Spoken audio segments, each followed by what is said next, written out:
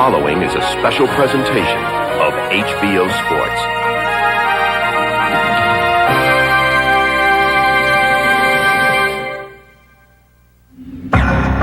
Here in the California desert, a late spring cold snap has again given way to triple-digit temperatures. And tonight in this Palm Springs oasis, the mercury may soar to a new level as we showcase two of boxing's hottest young stars.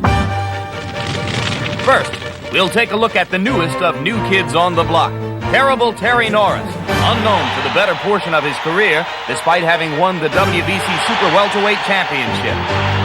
But on February 9, all that would change when Norris met a true boxing legend.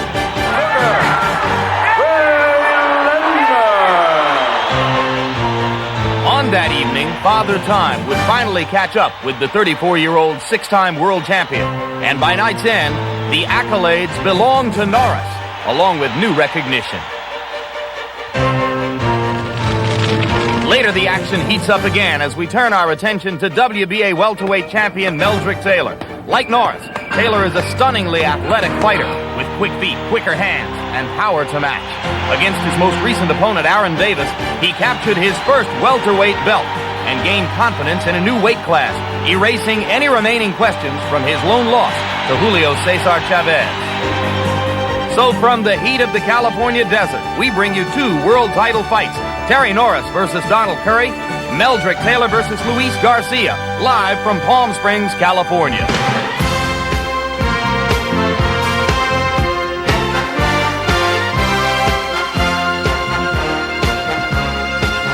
Very wobbly in the center of the ring, takes another right hand, headers down, tries to fight off the ropes. Combination of the Unbelievable! Unbelievable!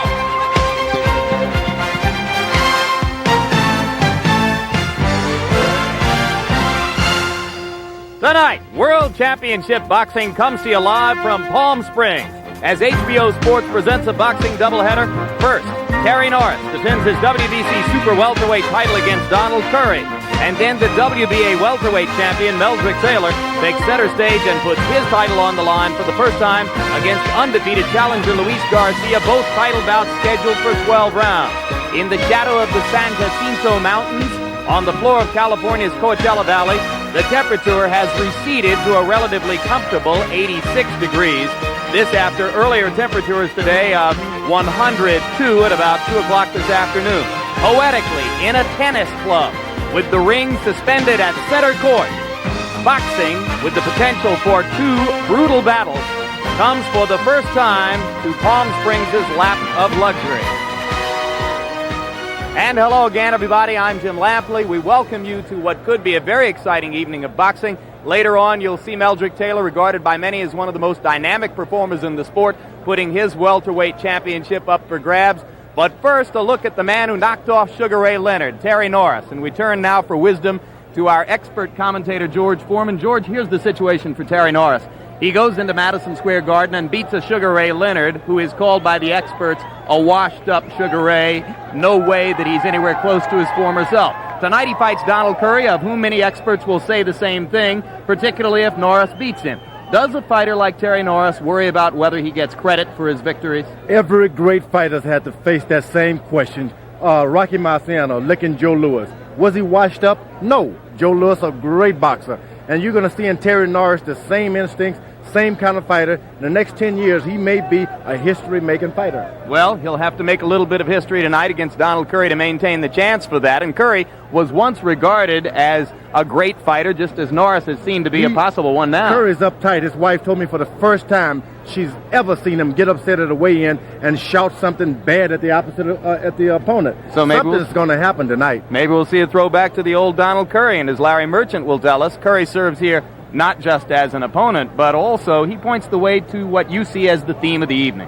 Yes, and that's the fact that we have two young, very good champions in Norris and Taylor, both of whom, coincidentally, are 23 and 24 years old, the same age that Donald Curry was when he was regarded as the best fighter in the world, pound for pound, a worthy successor to Ray Leonard, who was retired at the time. But almost as soon as he climbed to the top of that high mountain, he fell off. So we're here to find out, in a sense, what kind of champions these champions will be. When they get to the top of the mountain, will they get dizzy? Will they get bored? Will they get distracted and fall off? Or will they be that kind of rare champion who defends it with his life, doesn't want to see anyone get up there and share it with him or push him off? And if they're not ready, if they're not that real kind of champion, one of these guys might knock somebody off. Well, Meldrick Taylor, we already know a lot about. We've been watching him a great deal over the last couple of years, but this is our first chance to learn something about Terry Norris. 6 months ago, his name had never been uttered on an HBO telecast. Now he shares the marquee.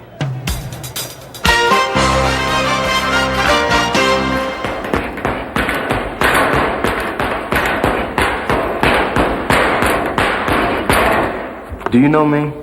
Most people don't even recognize me, even though I'm the super welterweight champion.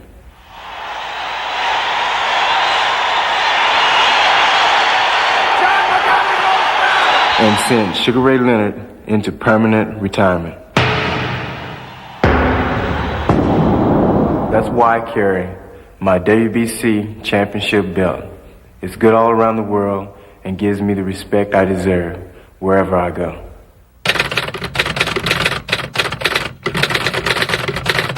The WBC Championship Belt. I plan on never leaving the ring without it. Born and raised in Lubbock, Texas, Terry Norris became a 4-time Texas Golden Gloves champ, but baseball had been his passion.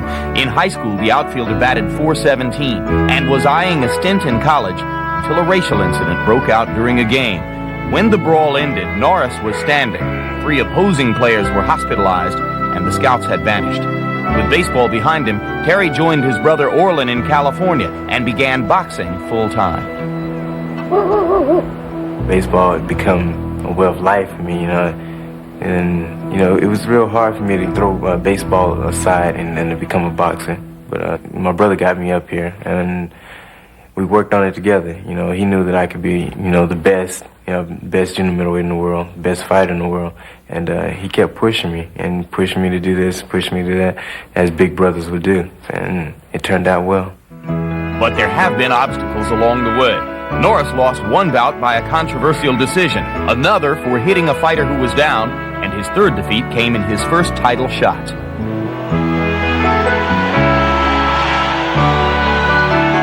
Norris dominated early on and was cruising toward victory.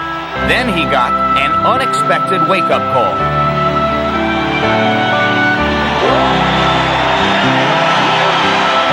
It showed me that anybody can be hurt. At that time, I hadn't been hurt. I hadn't been knocked out. Never been off my feet. I've been fighting for 14 years, never been hurt in my life. And I was too cocky in that fight. And he showed me that fight showed me that I am human. Undaunted by the devastating loss, Norris redeemed himself 8 months later, crushing John Mugabe to become WBC Super Welterweight champion.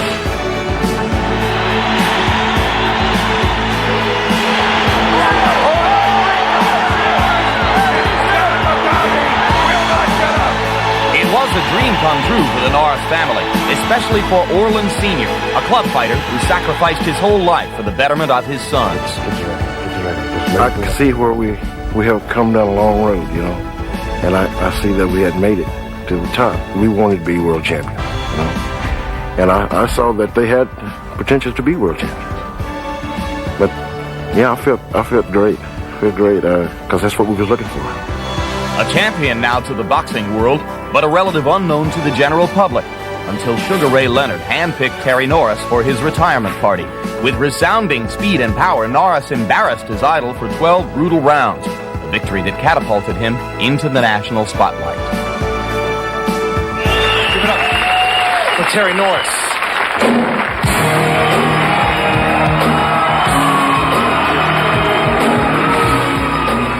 The win has benefited me.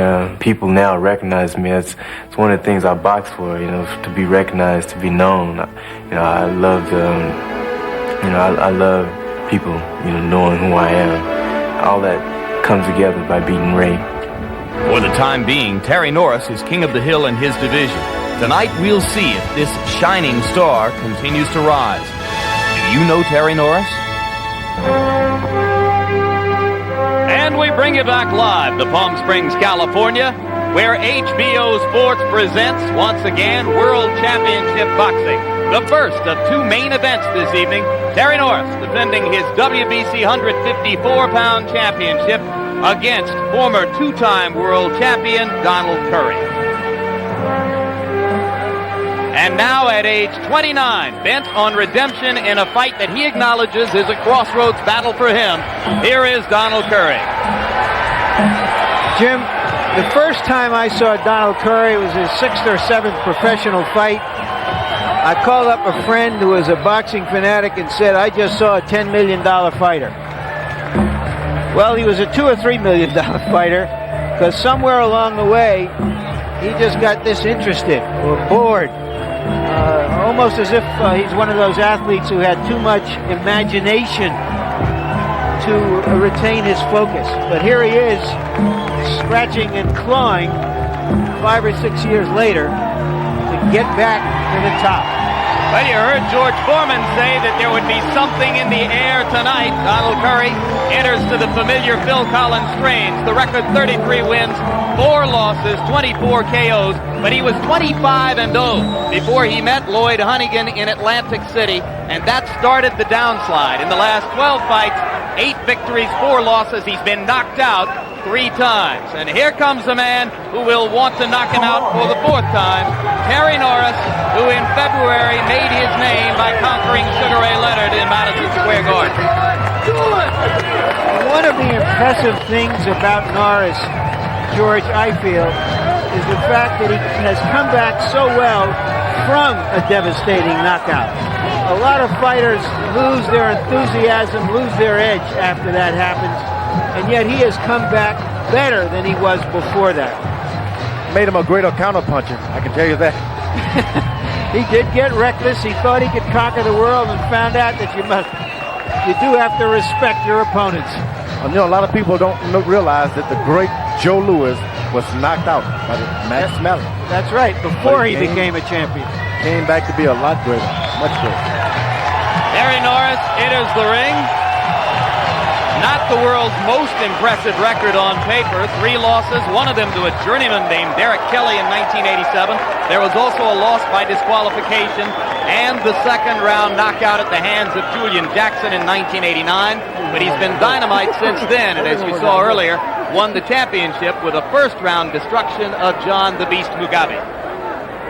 Tail of the tape for the two fighters. Terry Norris weighed in a little light at 151 and a fraction. His camp, not surprised and not terribly put off by that. They say he's been light before without any detriment to his fighting ability.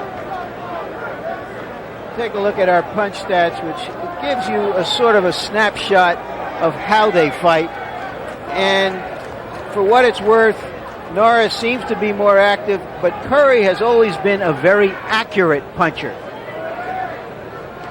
Here's a look how often they jab. I would say, looking at those stats, that Curry has to jab more often and probably will against Norris, who is shorter than his last opponent, none. Harold, the rules, please.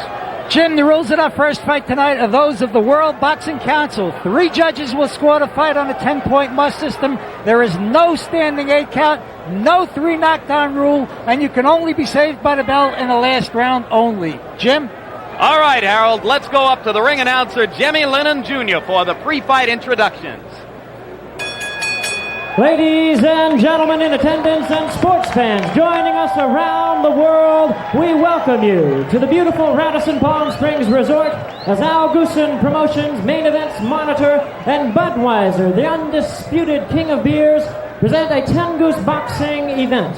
This co-feature bout is for the WBC Super Welterweight Championship of the World. This bout is sanctioned by the World Boxing Council, President Jose Suleiman, Supervisor Haig Collegiate, along with the California State Athletic Commission, Chairman Charles Westland, Commissioner in Attendance Jerry Nathanson, the Assistant Executive Officer Steve English.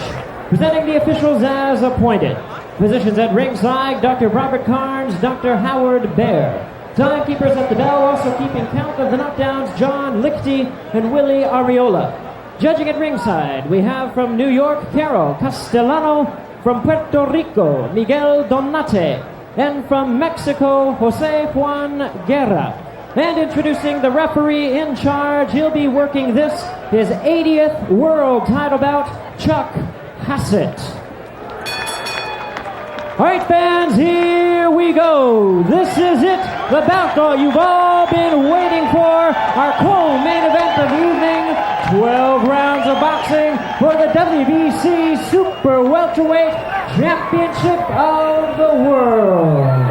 Introducing to you first the challenger. On my right, fighting out of the red corner. He's wearing blue trunks and hailing from Fort Worth, Texas. His weight is 154 pounds. His record, 33 wins, 4 losses, with 24 big wins by way of knockout. He is the former 2-time world champion, currently ranked the number 8 contender by the WBC. Welcome a fighter they call the Lone Star Cobra, Ronald Curry.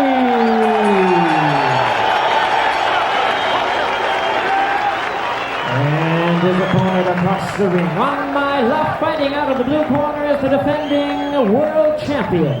He enters the ring wearing white trunks with red trim and representing First Fighter Squadron in Campo, California. His weight is a trim and ready 151 pounds. His record, 27 victories, only 3 defeats, 14 wins by way of knockout. Here is the WBC Super Welterweight Champion of the World, known as Terrible, Terry Norris. Go, take it off. Take it off, come on.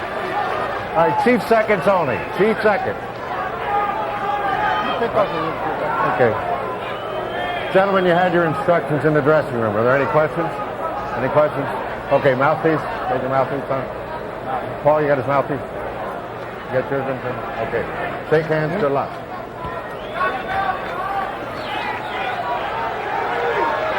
I think we should keep in mind throughout this fight that both of these fighters have suffered shock, quick knockouts. And the temperature has dropped enough that I don't believe desert heat will be a factor. So both fighters should have a chance to show what they've got. Curry seems to be really cold. Guys can get knocked out in the first and second rounds when they start cold like that. You mean that his skin is dry and he doesn't look warmed up? And I can get that look of cold, very cold. It's not warm at all. His body is just a little cold. Well, let's see if Norris senses the same thing that Big George does about Donald Curry. Not only is he starting off cold, but he's leaning into a guy who has power. Leaning in and taking uppercuts in return. You cannot lean in and leave yourself open up the middle, and Curry has taken 2 uppercuts, staggered by a right hand. People will have the tendency to think, boy, he did it because he's strong, but Curry is actually a little cold. Depending a little too much on his experience. Getting to know a guy. On the occasions when he had Ray Leonard in trouble, Norris got a little wild from time to time. There's no doubt he's no finisher. He likes to hurt you, stand back and assess his damage. If it's good, he'll try more. If not, he'll just box. George, has he missed an opportunity here to press no doubt. No doubt. He had the opportunity. It was pretty. He let it get away, but he doesn't mind. He's basically a boxer. Donald Curry is out there posing, only beginning to offer a little bit of action. Curry has the old Curtis Coates look. Looks at you, make a mistake, I'll hit you with a good right hand. Well, he has the style of a classic boxer, good jab, terrific right hand. He was very effective with the left hook in the first 5 rounds against Michael Nunn in his last loss before tiring badly en route to a technical knockout. He's smart. He's using the middle of the ring. He's not charging the guy any further than the middle of the ring. If he misses it, stays in parry. Puts his left foot in between Terry Norris' legs. That way he guides him like a race car driver would. Fast car. Norris again with the uppercut up the middle. Curry has been tagged 3 times that way. Now Curry tries to score up and under. Beginning to loosen up with the jab, but Donald still looks a little stiff. And here goes Norris. He's being hurt by these 1 shots out of 10 thrown. Just so happened that Norris is not trying to put a knockout punch in there. That Norris has some beautiful trunks. I wish I had the nerve to do that. I'm not sure that it would look right on you. What happened to the old bathrobe days? Well, Tyson tried to bring him back. 10 seconds to go in the round, and you wonder if Larry Merchant isn't right on the money in saying that Terry Norris missed a chance to jump all over an apparently cold Donald Curry. Norris did his job in that round because he seems to have Curry a little bit befuddled about where to attack him. You got to be first. You got to be first, Don. Keep looking on that side. How you feel, baby? I'm gonna figure it out. Everything is coming off this left. Let's be sure. Doing perfect. Just settle out. You're doing good, son. You're doing good. Settle out. Let it go. All right. Set your game plan. Make him come after me. Make him make a mistake. There you see Curry attacking. I'm sorry, Norris attacking. And what I see here, George, is he's the younger fighter, a hungrier fighter. He's carrying it to the older guy. The older guy, as you said, is trying to use his experience, but he's got to use his fists too. That's right. You start off cold. It's going to take this fighter, Curry, because of his experience. It's going to take him 3 or 4 rounds to warm up. By that time, he could be on that floor going to sleep. Well, you saw the punch stat numbers that said that Donald Curry landed only 6 punches in the first round. He's almost equaled that in the first 10 seconds of round number 2. Norris with a good right hand in close. You see the hand speed, which could pose a problem for Curry. The one disadvantage about being an experienced fighter, you sit back and you wait. You've seen everything before. You think, oh, this is nothing new. If you're not careful, the fight can be over. You can be on that canvas. These young guys come out. They don't know what they're doing, but they're doing it.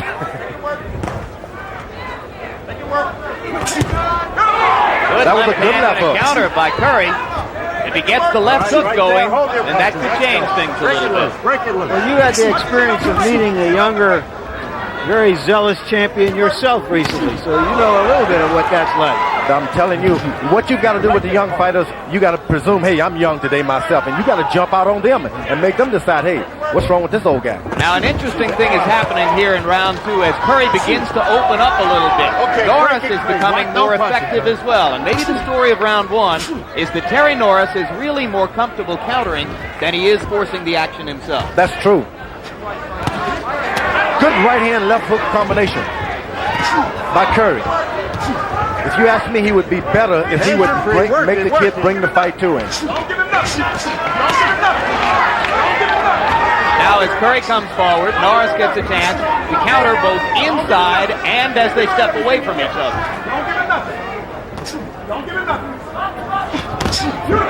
Left hook again by Curry. He's quick with that left hook. He's right. You know, it's strange. Curry is doing a good job, but it doesn't seem to me that he has any set tactics. He's just trying to take advantage of the guy's lack of experience.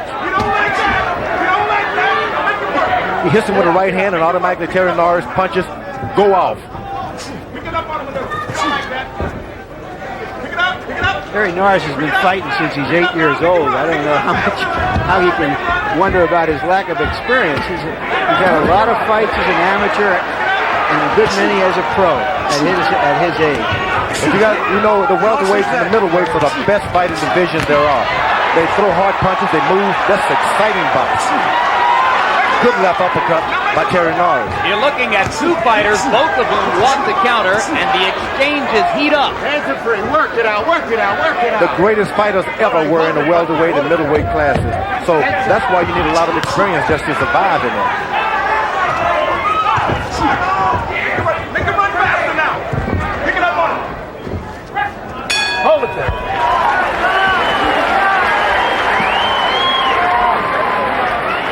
Terry Norris imposing his youth and enthusiasm on the older fighter right now. He can't come down. There you go. Doing perfect. Just keep boxing. Keep using that uppercut. It's working perfect. Keep using it. Come on. Now just kind of dance. Don't even push. Let him dance on this enough for him. Keep that jab on. Not the whole lot. Up the middle, Donald. Give me the right uppercut and left hook, right hand. It'll work for you, baby. You see the shots now? You got to be first. Stop working off the jab. Come on, you got to be first, baby. D, it's your show, baby. It's your show. Come on. Let's set the tempo. Set the tempo, baby. It's your show. Okay? You got me, baby? It's your night. It's your night. Let's get busy. Come on, Donald. Let's move it. Right there. Like Ray Leonard, Donald Curry's greatest asset was the quickness of his hands, along with other assets. And he's in there with a fighter who is younger and who has quicker hands yet. Curry should spend more time he landed that great right hand to the chest, which is something you only see an experienced fighter do. Accurately. Norris again showing that he would rather counter Curry's initiative than to start the action himself. Curry sits down on the stool. He just doesn't seem like, I'm hungry. I can't wait until the next round. When Norris, he's sitting there, can't wait for the next round. Well, Norris is so athletic and so quick on his feet and quick with his hands. He just looks eager to work all the time. But there are flat periods in every round when he stops being busy. And I think Curry can really score heavy if he stops concentrating on landing the heavier punches. Get in there and just land punches. Stay ahead on the point. This will be a test of Donald Curry's commitment. He knows he has right hand to the body. Yep. Left hook. Norris is really leaning in there trying to protect himself.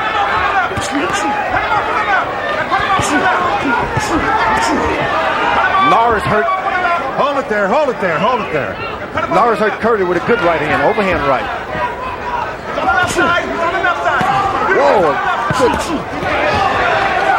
Both fighters exchanging blows in the center of the ring. Good left jab by Donald Curry. This is not a show of defensive skill so far. Let go, Terry. Let go. Work out. Donald Curry just doesn't have enough respect for Terry Norris. He can get himself hurt trying to rush in there too quick. Well, but you pointed out that Norris is not a finisher. No, he's not. He'll hurt you, but over a period of rounds, those letting you off can mount up to some damage. Good left hand by Curry, but he took 4 blows to deliver it. Norris's edge and hand speed apparent. Curry may yet show himself to be the heavier puncher. Curry was caught with a sneak right hand to the chin. Nowhere else but the chin. That hurt. If he's hit with a three-punch combination right now, you can see him get up off the canvas.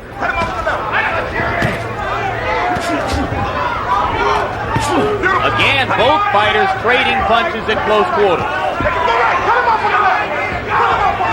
Curry just doesn't seem to have any respect for Norris. Even when he's hurt, he rushes him. Well, maybe he should show more. Although maybe he feels at this point that Norris doesn't have the power to hurt him. And Norris has the power. Well, he knocked Ray Leonard down twice, but then so did all the other guys Ray fought in recent years.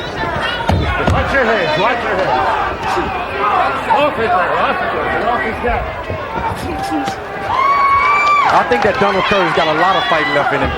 His eyes are already glazed. He's seeing double now. As you can see, his right eye really red now. And Curry wobbled just a little bit on the walk back to his corner. You ain't doing enough, though. You got to be first, man. You got to be first and let your hands go on the inside, then explode to the head. Quit looking for the one. Give me 2 and 3 shots, baby. 2 and 3 shots. Light, strong power. Light to the body. Where is it? Now, you see what I'm talking about adjusting that distance? When you adjust it, you can hit whatever you want. 3 times, I told you. Push it on the back of his neck. Don't do it. Here's Curry on the ropes. Good left hook. And another good left hook to the body. George, I don't think we're going to see Curry backing off because this is the style that got him where he is, and it's who he is. He doesn't know how to back off. Let's go. The thing about coming on, you got to throw lots of punches. Otherwise, you can come on and still be behind on with the judges. Well, as to who is ringing the cash register, punch stat numbers in round number 3 showed Curry trying 38 punches. Norris threw 72. They landed about the same number, but the judges tend to be impressed by business. Terry Norris is the man who's doing that.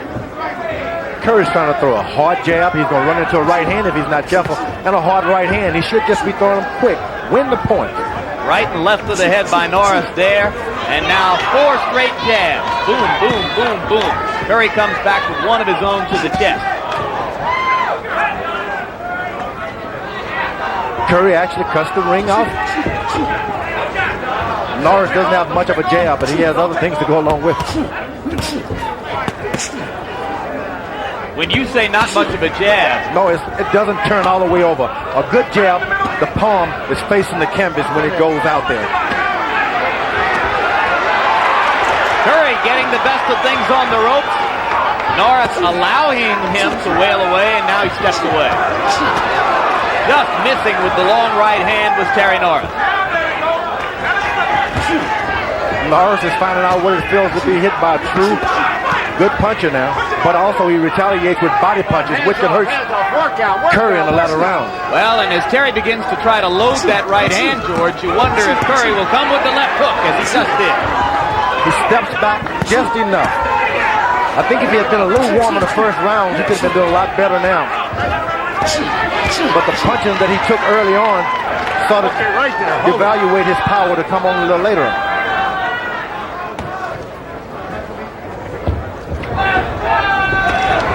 Good right hand to the body by Curry and a left hook.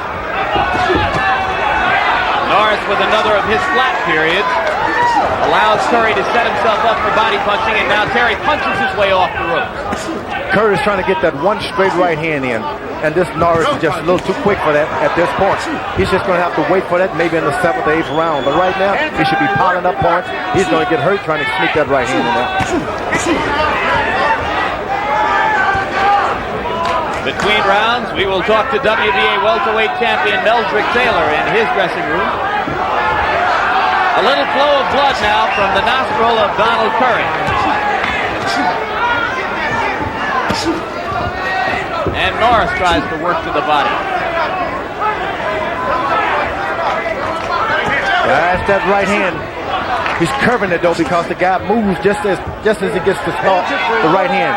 And once it's peeled off straight, he can drop him, he thinks. 10 seconds. And if you have to aim the right hand, it's not as effective. You want to just throw it. You just want to throw it. That's what he's trying to do, aim it, and it's just not going to happen. You're just going to have to let it go, and occasionally it's going to land. Boy, Norris came on like storm. Terry Norris punishing Donald Curry to end round number 4, and more, Norris's hand speed looks too tough for Curry to handle. Coming up, maybe the fastest hands in boxing, Meldrick Taylor against Luis Garcia of Venezuela, and let's take a visit to Philadelphia-bred Meldrick Taylor, the WBA welterweight champion right now. Meldrick, it's a beautiful setting out here. I think you're going to love it when you come out into the ring. I'm looking forward to coming out there and defending this championship for the first time. I'm watching this fight back here in the dressing room. It was like a very even fight up to this point, but Terry Norris seemed to be a little more busier, and he finished the fight very strong. So I look for the pace to pick up. What do you think of Norris's punching power as you look at some possibility of moving up to 154 pounds later on in your career? There's all kind of permutations that I can do. I'm between 47 and 54, and the future looks like I'll be moving up to junior middleweight. So I'll fight the best out there. And if that means Terry Norris, then fight Terry Norris. All right, have a good time, and we'll look forward to seeing you later on this evening. Good right hand. Good right hand. Donald Curry right cross. Right hand, and Norris shook his head like it didn't hurt. That's the indication that it did hurt. Now, if Curry catches you with that right cross, it's got to hurt. He still has punch. He's smelling pay dirt now. He said, I can hit this guy with my right hand after all. Well, he threw one of the all-time classic right hands to unify the welterweight championship against Milton McCrory 6 years ago. Well, that left hook of Norris in the right hand, sort of a side, like he's sweeping with a broom. Gets you crazy. It takes a moment to recover from it. It doesn't really hurt you, but watch your head. It takes you off balance for a minute. Good left jab. Curry is starting to hold a little bit. Norris don't want any more. He doesn't want any more of that. Now that's a good spot for Curry in the corner, and Norris gets a break as referee Chuck Hassett breaks him up. The thing about Norris, he's in such great condition. His legs are strong, which creates a strong chin. Donald Curry is hurt at this moment, very hurt. But he landed one left hook and almost landed a second one as Curry tries to fight his way out of trouble. Low blow from Curry, he gets away with it. Norris with a combination in return. Curry hasn't recovered yet from that punch he was hit with early. He hasn't recovered at all. He's making a show, but he's not recovered. Another good right hand. And if he's hit with 3 more of those, the fight can be over. Now, when you say he hasn't recovered yet, no. You see it in the stationary legs? I can see it in his face. I can see it in his arms. He's holding, but not holding. Good left hook, but it's in retaliation. It's not an aggressive left hook. Terry Norris know it.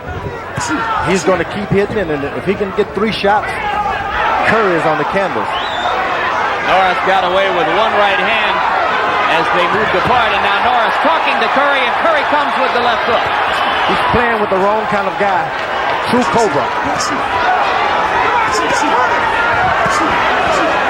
But it was that right hand about 2 minutes ago that Curry has not recovered from. Crowd boos as referee Chuck Hassett prevents Norris from throwing an explosive right hand as Curry bounced off the rope. Workout, workout!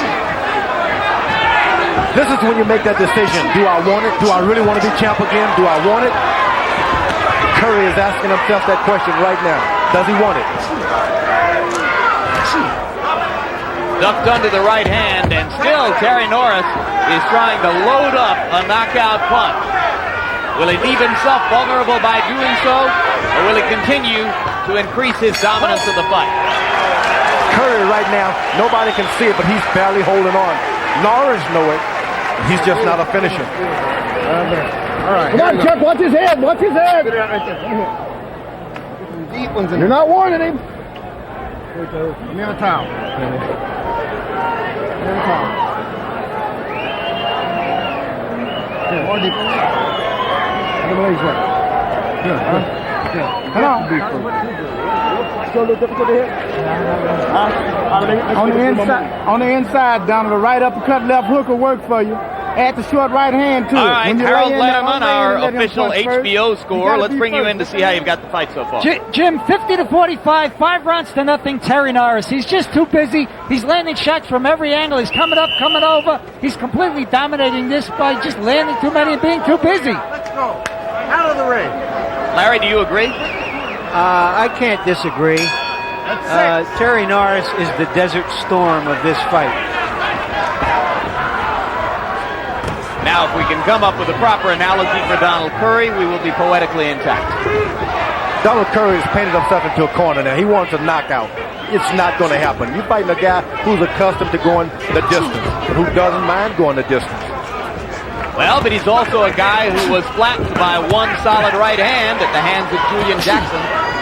Maybe Curry isn't as hard a puncher at this stage of his career as Jackson is.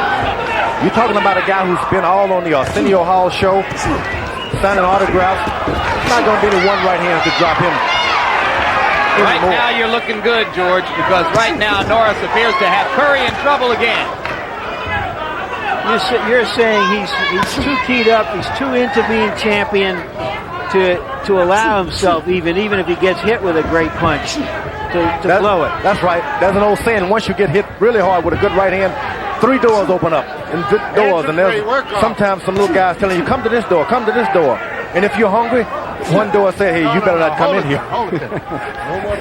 And I think that door to Norris is already open. He knows he cannot go into that door being knocked out.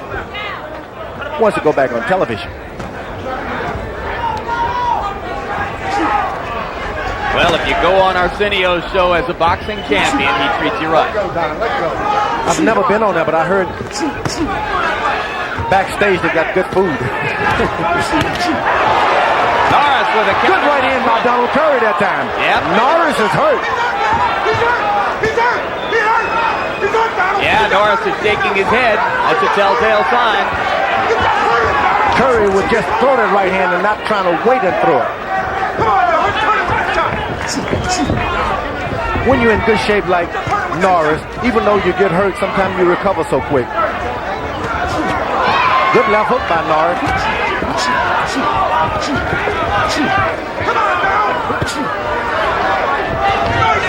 Curry walks locked into a right hand, but it wasn't a fully extended one.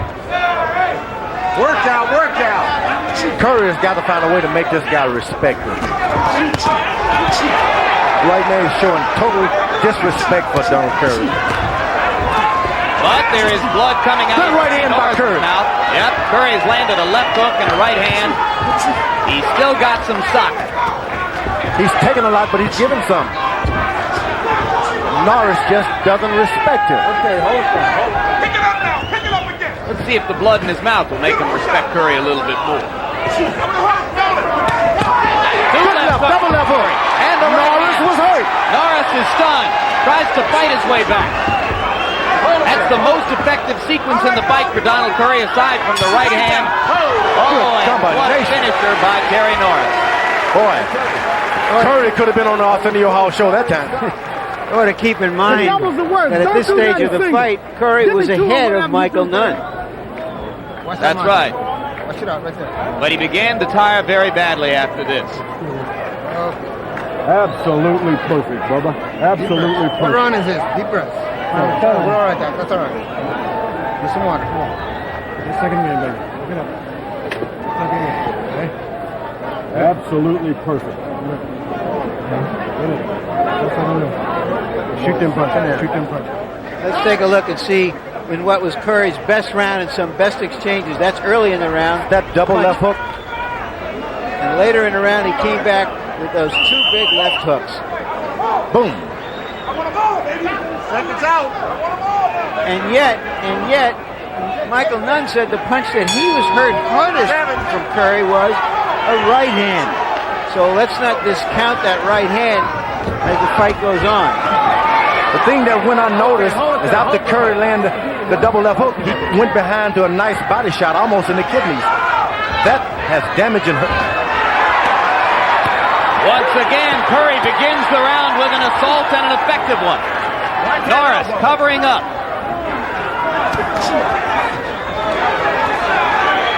Shifting tides of fortune in this fight. Hold your punch. Norris is from that old school of I'll win 4 rounds, I'll rest 2, I'll win 4 more, I'll rest another. That was Right a hand flush shot right by hand. Curry. Yes, Larry, over the top. Donald Curry is saying right here, okay, now the fight is on. Right hand again by Curry. Set up by a left. Norris comes back with a left. It is becoming a slugfest. The mouthpiece is out of Curry's mouth. Referee calls time amid heated action to let Donald Curry put the mouthpiece back in. What do you think of this one, George? Boy, he needed that little rest, I can tell you that. I hate that rule. Both guys are hurt. Both guys are hurt. And Curry comes back with a little energy and fires the right hand. Just missed. Norris smiling at him as they trade blows. And a low blow, and now Norris has it right on the cuff. No penalty. Something has got to make Norris say, hey, I got to respect this fella. That may have been the one punch to make him decide I'm going to respect him. And Norris is stopped cold for the moment as Curry pounds away against the rope, but he didn't land anything effective. He had a big chance and didn't make anything out of it. Because Norris covers up so well. If you're going to land those punches down the middle, hey, cover up. But if you're a roundhouse thrower, that's not going to help you. Curry is not a roundhouse thrower. Good right hand to the side of the face. Norris is hurt. Yeah, Norris is back to boxing, George. That's a sign that he needs to fight his way out of trouble.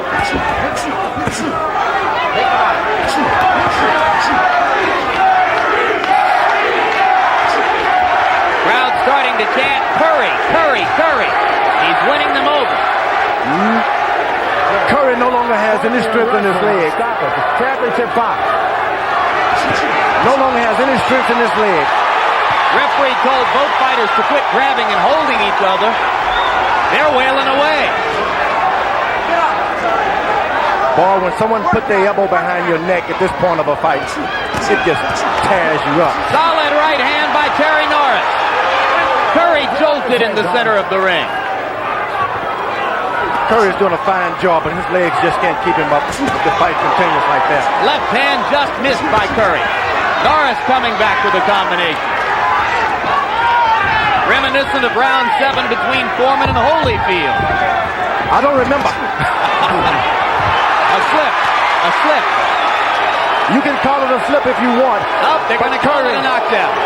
Curry's legs can no longer carry him through. He has the power, he has the will, but the legs are hurting right now. That was a left, I believe. My call of slip, but the referee called it a knockdown after looking at the timekeeper for guidance. And that may be the age by which Terry Norris won the round. Curry had to hold on to the ropes when he sat down on his stool. Look. Do you have a corner now? Right on the Donald. When you're on the inside, baby, don't look to me. Look at Turson. When you're on the inside, when you turn that left hand under, when you turn the left hand under to the body, bring it back over to the head. Don't let that drop. The hook is working, D. The hook is working. Okay. First, we'll take a look at early in the round as Norris knocked the mouthpiece out of Curry's mouth.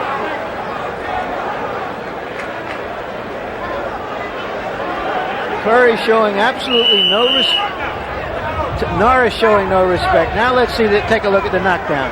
Here's a right that staggered him. The left just threw him down to the canvas. It was the sharp right that hurt him. Yeah, and I'll change my opinion now. That was a legitimate knockdown, I think. Okay. Curry is showing us here the heart of an ex-champion. But he is an ex-champion fighting the real champion. He can become the new champion only if he can just put in 3 accurate right hands right now. Hold it. But at this point, he let the guy get off on him too early. Those 2 rounds, it's hard to recover from. And we're in round 8 of a scheduled 12, and the recent book on Curry is that he'll tire as the fight gets into the later rounds. He believes he can get a knockout if he led with a right uppercut. Crowd once again chanting for Donald Curry. Interesting because Terry Norris trains about 100 miles south of here in Campos. Hold it there. Quick left inside by Norris as the referee was trying to break them. Norris is having problems trying to do what his corner told him to do. If he can just relax and do what he want to do, it'll be an easier fight.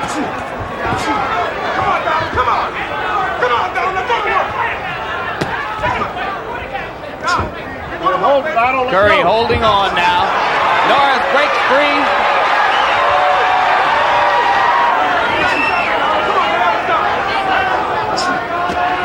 Norris isn't comfortable at all going forward throwing punches. He prefers you on him and he hitting you. No, he wants to counter.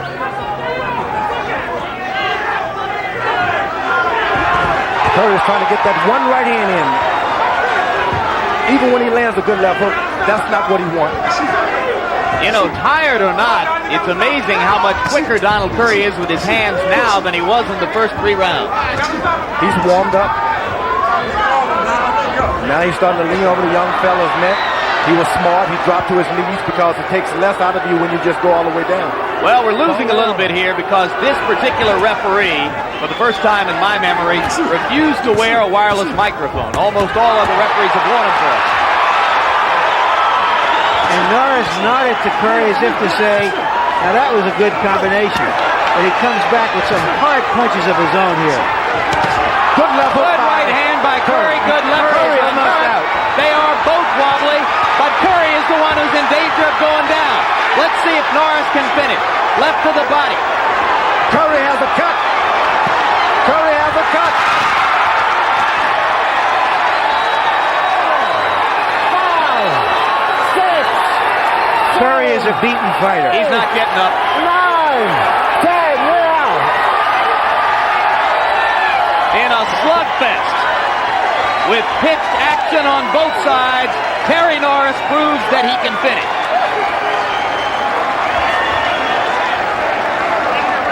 Norris is on his way into greatness now. You think so? No doubt about it. You can say that these guys are on the road down, Sugar Ray Leonard, Donald Curry, but don't fool yourself. He just whipped 2 great boxers. He took their best challenge early in the fight in both occasions. He wasn't intimidated by their reputations. He did exactly what he had to do.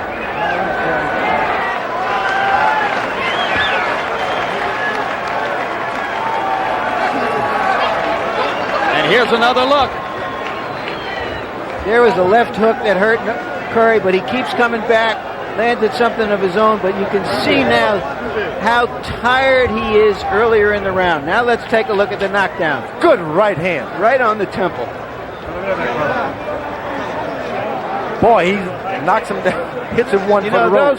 It wasn't just those punches that knocked him down, obviously. It was 8-9 rounds of hard punches of a guy who refused to be intimidated and gave him pressure in return.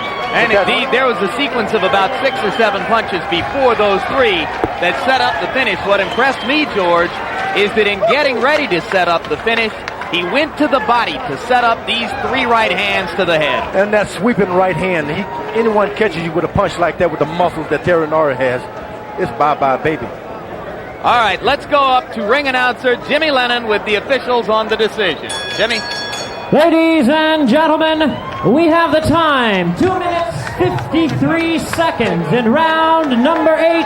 The winner by way of knockout and still the WBC Super Welterweight Champion of the World, Terrible Terry Norris.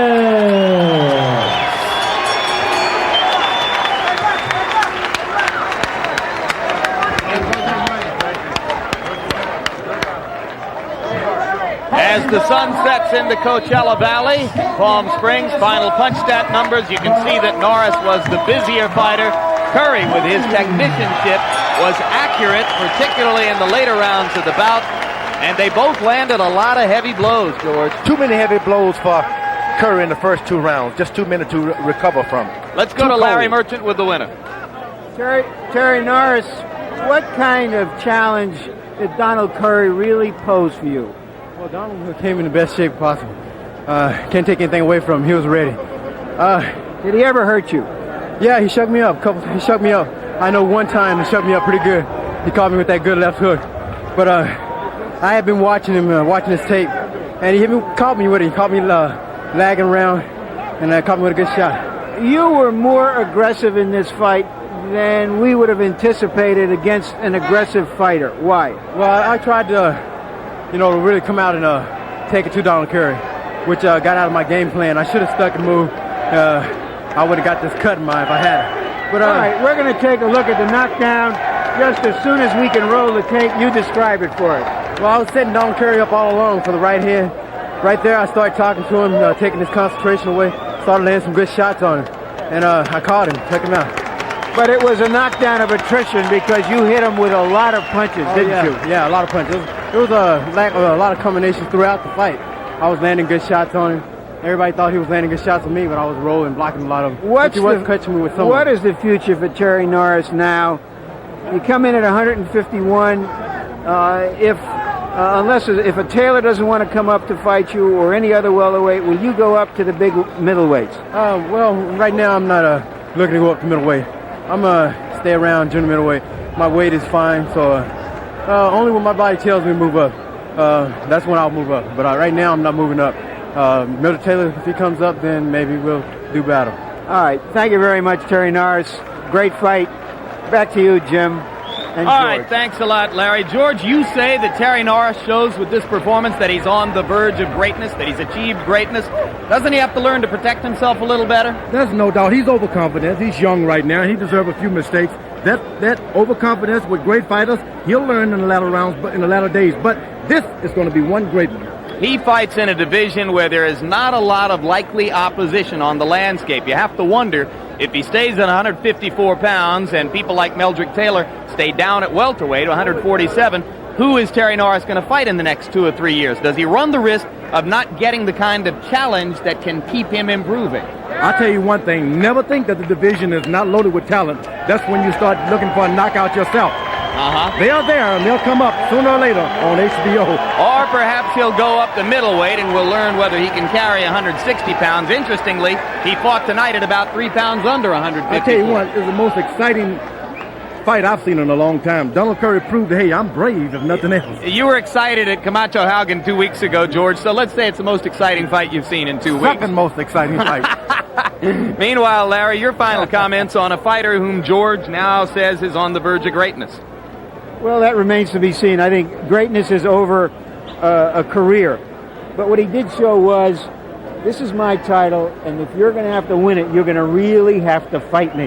That's the attitude you want to see in a champion.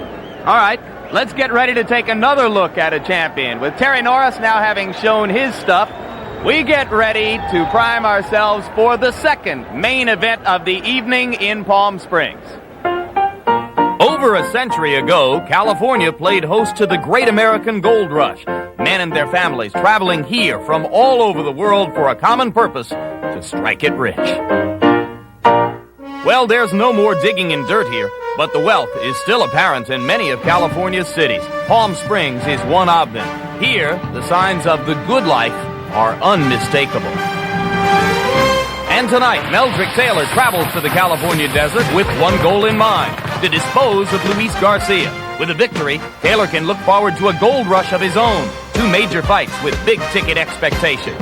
Next for Meldrick could be Hector Camacho, if the 2 fighters can agree upon a fighting weight. Find the aggressive style with Camacho's edge and hand speed, and so far, you've got big dividends for Hector. And assuming he gets past Camacho, then it's likely we'll see a rematch with Julio Cesar Chavez, guaranteed to be just as breathtaking the second time around. Trading punches inside, and Chavez again seems to wobble slightly. If he gets up, he probably wins the fight.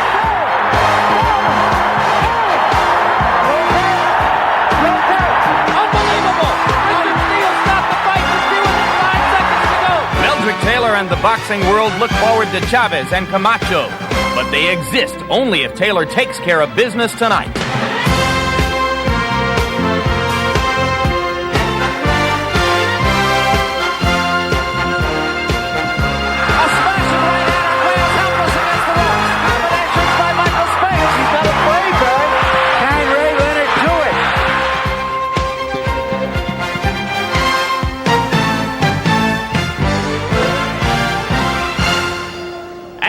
Once again, live from Palm Springs, California, World Championship Boxing on HBO continues.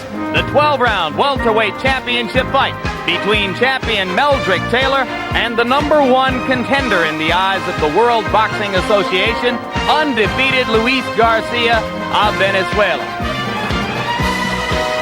This luxury crowd occupying luxury suites, we are told for the first time ever at a boxing match, gaze down on the tennis club where World Championship fights are being held for the first time ever in the desert lap of luxury, California's Palm Springs. Selfishly, we hope it's just the beginning of a love affair between Palm Springs and boxing, because we'd like to come back. Meanwhile, we get ready to watch Luis Garcia against Meldrick Taylor, and Garcia is undefeated, ranked #1 from Venezuela, but aside from a few of us who looked at one videotape fight within the past couple of weeks, nobody in the United States has ever seen it. So, George, what is it like for a fighter to get ready to fight someone about whom he knows nothing and whom he has never seen? Goes back to the old days when Joe Louis got in the ring with Max Schmeling. No films, nobody knew anything. You trusted your manager. And right now, Mildred is probably saying, hey, managers, trainers, have you overmatched me or what? You trust their judgment, and they tell you what they think, and hopefully it comes out right. Well, what we think is that we saw the guy in his hotel room. He looks big and strong for a welterweight. And he's anxious, too. He wants to become the next champ of the world. Oh, he's all pumped up. He loves to talk, and on the videotape he looked pretty good. But, Larry, our track record with these #1 contenders whom we haven't seen before is a little spotty. Some of them have been knocked out in as little as 54 seconds. Could Luis Garcia be another one of those? I don't think so, Jim. The original intent of the mandatory challenger rule was to guarantee that a worthy fighter could not be denied a shot at a title. In the bad old days of boxing, that often happened because a promoter couldn't control that fighter or because the champion was simply afraid of him. And we've had some embarrassments because of that rule, because it's been subverted now to guide some fighters to this point where they become #1 ranked and a mandatory challenger. But Garcia has some legitimate credentials. He was an outstanding amateur. He's undefeated. He's a strong, natural welterweight. He is eager, and he feels that Meldrick Taylor is not a legitimate welterweight. That's what Meldrick Taylor has to show him tonight, whether he is or not. While Meldrick, for his part, believes that no matter how good Luis Garcia is, he'll be okay if he's able to fight his fight. Meldrick has always shown us over the past couple of years great security in carrying himself like a star in the ring. Now the question becomes, can he project that same image outside the ring?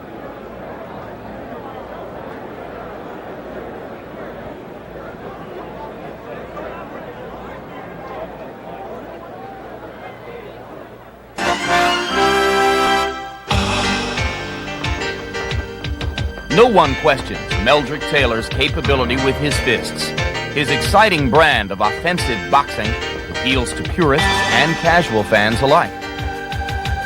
But Meldrick Taylor strives for more, the lure of a bigger spotlight, and the opportunity to improve himself as a person. I know that I'm not perfect, and there's a lot of areas that I probably need to better myself, enhance, as far as just relating to people in the business world, relating to much more educated people, or just presenting myself, just carrying myself well in the public. It might just be just speaking better, and just basically being an all-around person, just being a good human being. Believe in yourself, and when you have a problem, just attack that problem head on and say, I'm not gonna let nothing stand in my way. I'm gonna keep going. I'm gonna reach my goal, and I'm not gonna let anyone tell me that I can't be whatever I want to be in life. Meldrick sees the images other boxers have fashioned in search of pay-per-view money. Sugar Ray Leonard, the star. George Foreman, the comic genius. Marvelous Marvin Hagler, the menacing presence. Hector Camacho, flash and glitter. Toward this end, Taylor has hired lawyers Joe Cardona and Lloyd Remick to help mold his image. They've begun with elocution lessons for Meldrick, along with schooling, so Taylor can better handle his interviews and business deals. Mel has stated to me he's ready for prime time anything. I think that Meldrick Taylor is the product to appeal to that general public, like a George Foreman, like a Sugar Ray Leonard. He has all the potential. He's a very ebullient, outgoing type of person. He's got a very good mind and all the credentials to go out there and sell Meldrick Taylor and be adopted by the public. So far, Meldrick's new appeal has been limited mostly to appearances with children, plus a 900 number set up before the Chavez fight. Call me. I want you in my corner. Call now, 1-900-U. While waiting for calls from the television talk shows, Taylor, a high school graduate, is content with continuing his education. I think that I always have to keep learning, keep an open mind about life, and just still educate myself. I'm never going to know enough that I should know. Being there for my daughter, for school, for education, and be able to answer some of the questions that she might have about life. And I hope that I'm knowledgeable enough to be able to give her an honest answer. Meldrick's public persona seems most similar to that of stablemate Evander Holyfield. It was a breakfast buddy from Burger King. Holyfield's down-home honesty has made him popular. It's no coincidence that Lou Duva co-manages both fighters. Meldrick's the kind of guy, he likes to have fun, but he's not a guy that will go out there and really knock doors down and say, hey, I'm Meldrick Taylor, the welterweight champ of the world. He's not that way. He wants the respect as welterweight champ of the world, but I think he wants more respect as Meldrick Taylor, a good guy. Taylor's plan to round himself out as a person is, of course, admirable. If he becomes a crossover media star as well, so be it. He has that indomitable will to win, but he also has that same spirit and enthusiasm outside of the ring. And I think as he grows older and in time, he will become not only a true superstar, but a true person. And you will see it as a combination of those two things that really do it.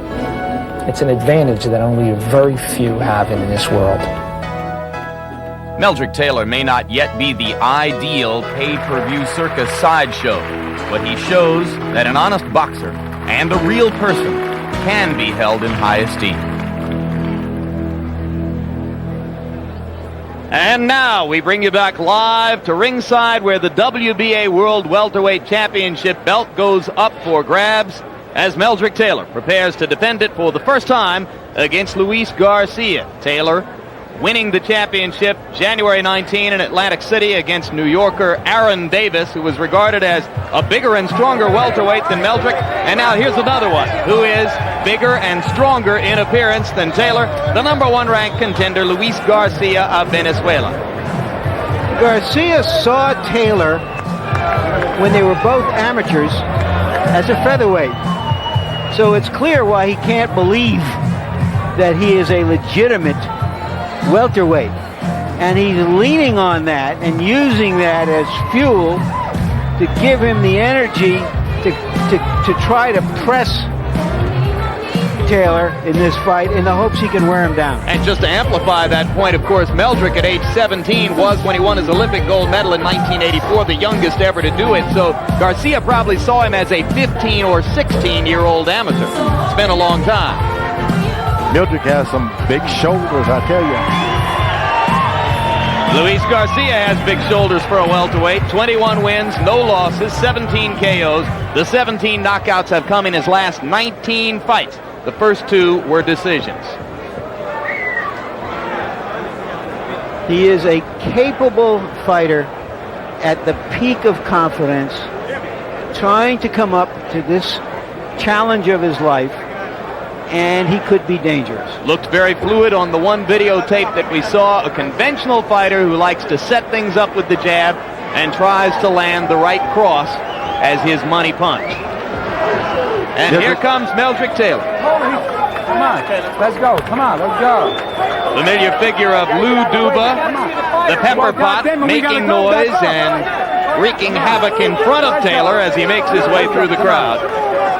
You know, conversely of what I just said, Jim and George, he himself hasn't convinced himself that he is a true welterweight, even though he's a champion. Remember, he's only had 1 fight against a welterweight. Stop right here. And he admits that he has to have several under his belt before he will consider himself a true welterweight champion. So this should be a good test, at the very least, for him. Most of the great welterweights were lightweights, good lightweights anyway. I don't understand why they psych themselves up that it may be a problem being a welterweight or a light middleweight. Well, of course, in the old days when there were 16 pounds between weight classes and guys went up and down with fluidity like Ray Robinson, then you wouldn't have paid all this much attention to whether he weighs 147 or 154. And there is the look at Meldrick Taylor's record. Of course, the 1 loss dominates his profile. The fight with Chavez is one which will never be forgotten by boxing fans. There have been 2 appearances since then, a shaky 10-round decision over Primo Ramos, and then an easy 12-round title-winning decision over Aaron Davis.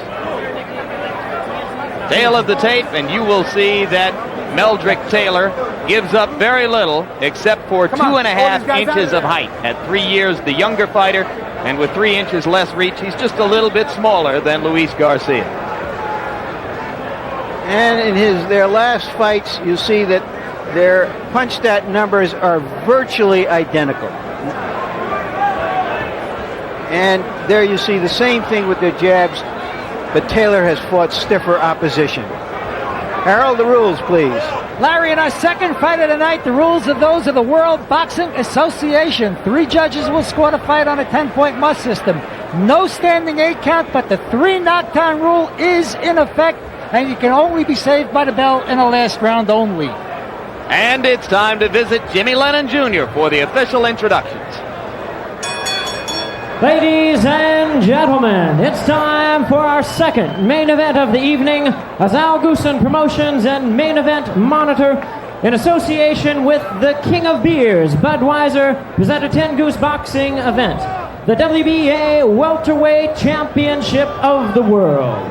This bout is sanctioned by the World Boxing Association, President Gilberto Mendoza, Supervisor Bolivar Icaza, along with the California State Athletic Commission, Chairman Charles Westland, Commissioner in attendance Jerry Nathanson. Presenting the officials as appointed. Judging at ringside from San Diego, California, Fritz Werner. From Panama, Rodolfo Maldonado. And from New Mexico, Nefi Quintana. And the referee in charge of this bout, working in this, his 26th world title bout, Lou Moret. All right, fans, here we go. This is it, the welterweight battle of the desert.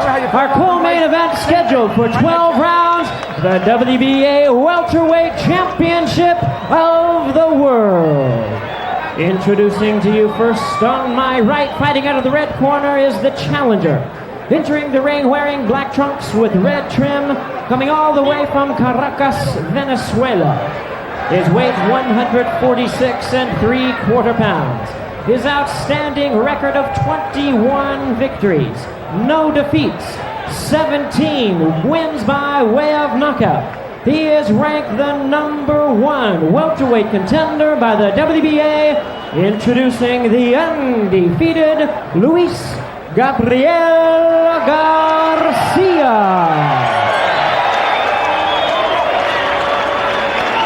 And his opponent across the ring on my left, fighting out of the blue corner, he is the defending world champion. Entering the ring wearing black trunks with multi-color trim. He's hailing from the fighting town of Philadelphia, Pennsylvania, with a weight of 146 3/4 pounds. His very fine record, 26 wins. Only one defeat, one draw, 14 wins by way of knockout.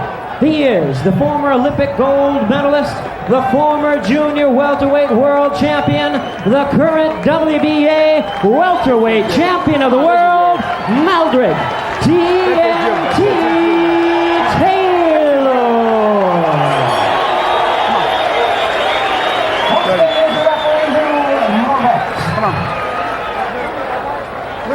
Venga. Give me instructions, just reglas. ¿Qué le preguntan? Any questions? Shake hands.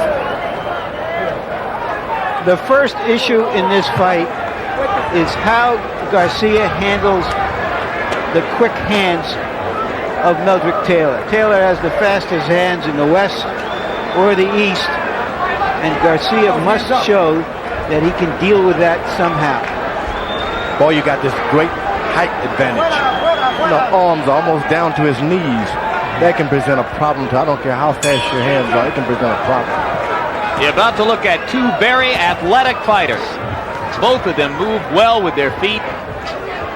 Both of them have quick hands, although Taylor, as Larry points out, is in a class by himself for hand speed.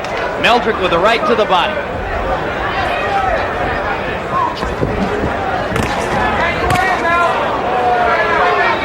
Taylor's going to have to get out there and establish, hey, give me some respect. And if he doesn't get it established in the first couple of rounds, he's going to have a long night on his hands. Look at the length of Garcia's jab. Really emphasizes that advantage in reach. That can become like a stick, sticking you round after round. He can hit you without even getting close to you. Well, Meldrick was so effective as a body puncher against Chavez and then again against Aaron Davis. You wonder if he'll try to step up inside of Garcia's jab to nullify it. I don't think that he's going to be able to, because he's fighting a guy who has a left jab. He knows how to use it, and he's not interested in a knockout. It can cause problems. Your face gets swelling. Your nose. Right hand lead by Taylor landed over the top of Garcia's left. Garcia looks very relaxed in his first exposure in a situation like this. Good body punch by Meldrick Taylor. That hurts. He loves to go to the body. His trainer, George Benton, is a master at teaching it. That's the only thing that discourages a good left jabber. You start hitting him underneath that thing, he won't throw it anymore. But it's difficult. You have to catch him in the act of throwing it. That's the only time you can be effective with a good body punch. Taylor ducking effectively in that one sequence and got in one body blow for his trouble. Now takes the right hand as he lunges inside against Garcia. He's having to lunge because he can't measure it. The guy seems to be close because he's touching him. But then when he goes forward, he's not touching him. that height advantage can cause a problem. And Meldrick can't get too anxious and lunge because Garcia looks to be the type who can take advantage.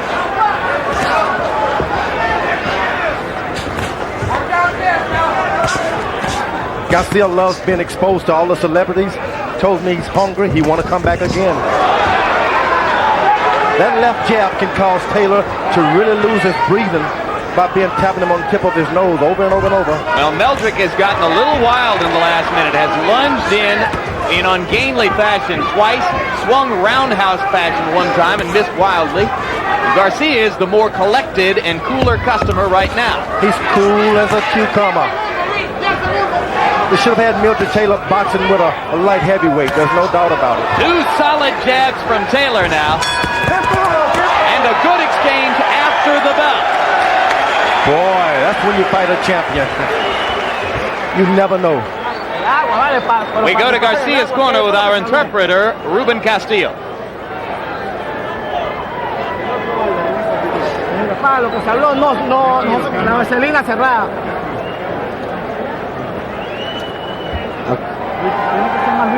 You got to be more intelligent than him. You got to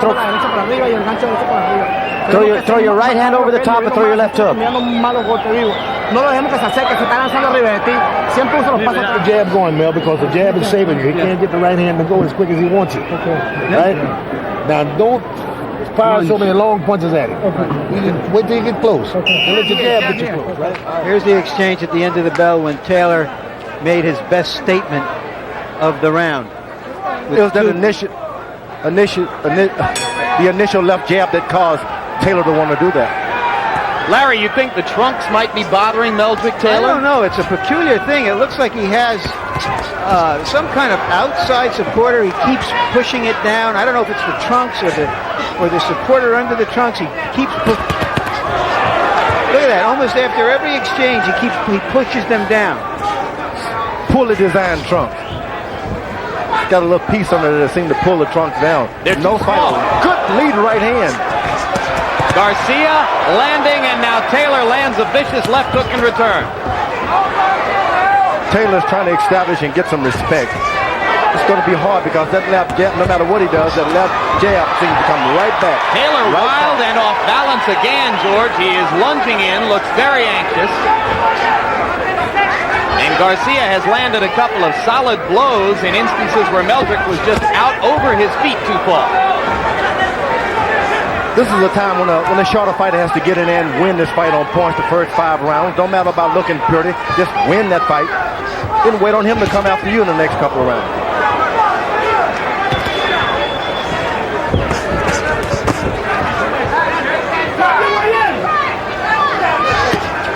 Good right hand, left right hand to the body by Meldrick Taylor. But he again stopped. Another good right hand. Just the supporter with both hands, and now he does it again. Someone's going to have to tell him to forget about those trunks. Just forget about your trunks. He's doing it with both hands. He can't keep doing that and stay in the fight. I'm wondering, George, if Garcia's the problem with the trunks is Meldrick Taylor's too fashion conscious. You're wondering what, Larry? I'm wondering if Garcia or somebody isn't good left hook to the head by Taylor isn't going to pick that up and try to counter. Exactly. Yeah, get him while his hands are down. That was a sensational left hook by Meldrick Taylor. But I think at this point he shouldn't be trying to concentrate on the knockout. He's got the respect now. Just get in there and stay ahead on point. Garcia hasn't even tried to start his punching power delivery yet. Right to the arm by Taylor. That hurts. Yeah, George Benton loves for his fighters to hit the upper arm. And Meldrick is doing it, and he lands the left hook twice. And Garcia tries to return with the right. But a little wide. Can't get it home. The old saying is, once you hit a guy, if you don't do anything, he's going to hit you back. Garcia holding behind the head and hitting with the right effectively to the body. He hit Meldrick Taylor in the body. A good shot. It's going to have something to do with the later round. Got away with doing it while holding, too. Left and a right by Garcia, and he slips the left hook this time. Could be a brawl, gentlemen. There are people in Garcia's corner who have bet tens of thousands of dollars at 3 and 4 to 1 odds on this fight, and right now they have reason for hope. Stay down to business, right? That's what you got to do, man. Stay down to business, put it right in the hand, and come on back to the corner. Now, number 2, Mel, all you have to do with this guy is use your jab. See, you're making your fighter hard because you're missing with lunges. You're throwing wild hooks and you're missing this guy. Here's Taylor with a lead right hand that snaked back. But Garcia comes right back. He doesn't cover up. He tries to retaliate immediately. Here he is at the end of the round, taking another left and still punching. I would have to say that our pre-fight hope or hype that Garcia was a legitimate fighter has been borne out so far. Well, particularly if Taylor forgets to box. And you heard George Benton between rounds telling him you've forgotten about the jab, you're lunging, you're doing the guy a lot of favors. And indeed he is so far. Garcia's making the mistake of his life trying to slug it out with him. Just stay back on that left jab, pile up your points, throw it right hand only when he's open. Well, he landed a right hand but took a left in return. Both fighters have shown the capacity to counter. Good left by Taylor. Garcia steps to Taylor's left side and throws him off. He can't do anything when he does it. Hit him in the back that time. That hurt. Taylor still reaching to adjust that red supporter around his waist. But now he's remembering to throw the jab. And when he does, he dictates the flow of the action. But Garcia lands a right up and under. And a couple of other good blows in that exchange. When Taylor doesn't effectively land that right hand, Garcia can counter easy because of the reach advantage. Steps just an inch out of the way. Garcia's getting courageous now. He threw a right hand to the body. He'll invite the left hook if he keeps doing it. George, one thing that seems to have happened here is that with his long left, he has almost neutralized the tremendous hand speed of Taylor. Taylor isn't getting off the volleys of punches we've seen him get off in his previous fights. And he's discouraged. Meldrick Taylor is discouraged. You never want that to happen to a young fighter, especially when he's been knocked out not too long ago. Well, what it all adds up to is that there are some things going Garcia's way. Can he capitalize, or will there be too many of those left hooks? Boy, that hurt. 6 more of those and the fight can be over. Well, Taylor's landed 4 major league left hooks so far. But because of the weight difference, he's up in weight. You throw that many left hooks over and over, you get tired. If the guy's not falling. Another left hook by Garcia. And Garcia comes up and under with the right, just missed.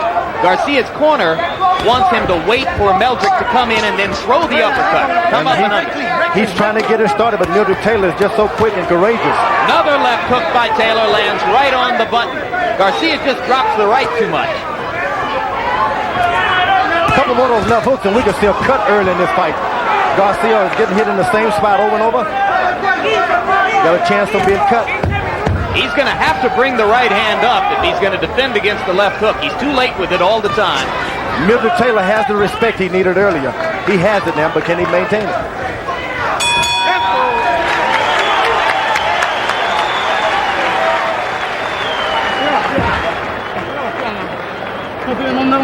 Tranquilito. Tranquilo, normal. Protector. Be calm, be calm. Give me a protector.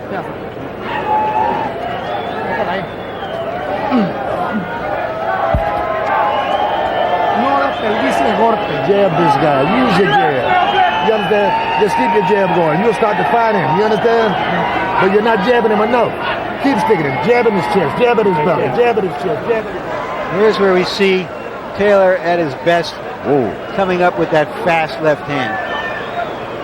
But he hasn't done that as much as we normally see him. He's meeting a fighter who is staying on top of him, jumping right back in as soon as he gets punched, not giving him a chance to get off more than 1 or 2 punches at a time. Hey, Larry, we were in the luxury suites there for a second. We were right upstairs in the luxury boxes. First time ever at a boxing match, huh? Good right hand by Garcia.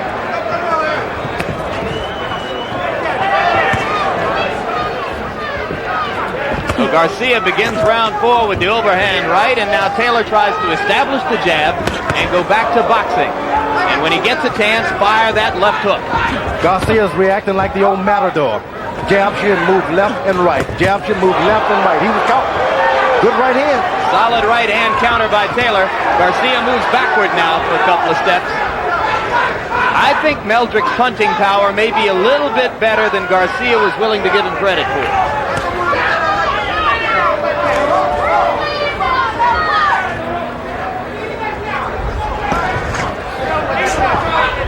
Taylor is starting to get that respect, like I said, and Garcia's hesitating. The more he does that, the more courage Taylor's going to get. He can turn it into a rough night for Garcia. The counters are coming fast now from Taylor. Garcia has become unwilling to throw the jab that he used so frequently early in the fight. Slugfest.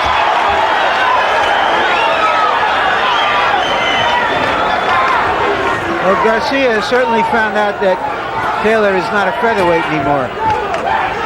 That's the first round I saw Meldrick Taylor come in with the 4-punch combination. Nobody can do it like he does. And it made Garcia walk away and say, I'm not sure I want to trade punches at the center ring. He's starting to think this guy really is a champion.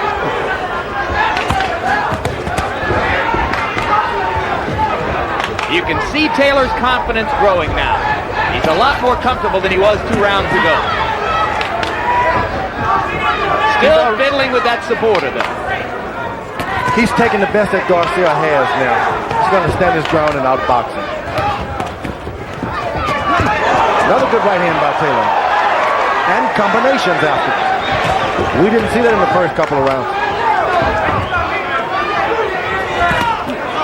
Another left hook by Taylor. That one seemed to land on the neck.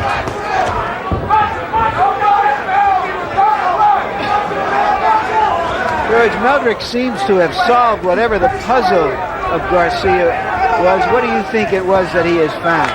Well, Garcia now is deciding to load up with shots. He's not taking advantage of the reach. And Meldrick Taylor knows, man, I can get in there and land 3 or 4 combinations. Right hand, left hook to the chest. That hurts. Yeah, that hurts. You're right. Garcia's effective when he manages to come up the middle, but those opportunities are fewer and farther between than was the case in rounds 1 and 2.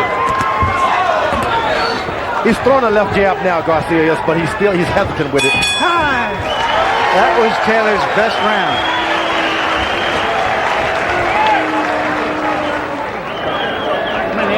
Consulta conmigo el trabajo. No nos apoya.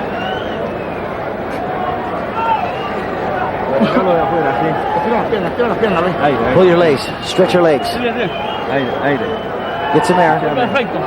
Everything's perfect. Yeah. All you got, look, Mel, honest to God, you can beat this guy with one hand.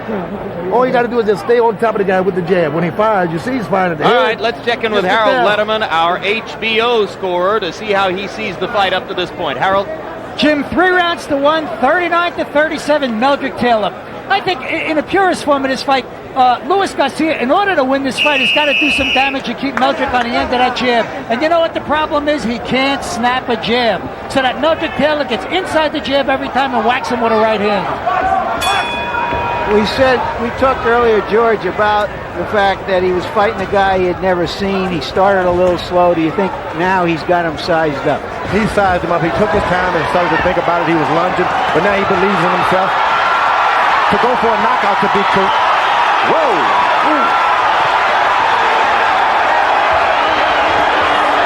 Shades of Hearns Hagler. Whoa! Everybody on their feet now. Unbelievable action. Toe to toe. We don't have to talk about that, do we?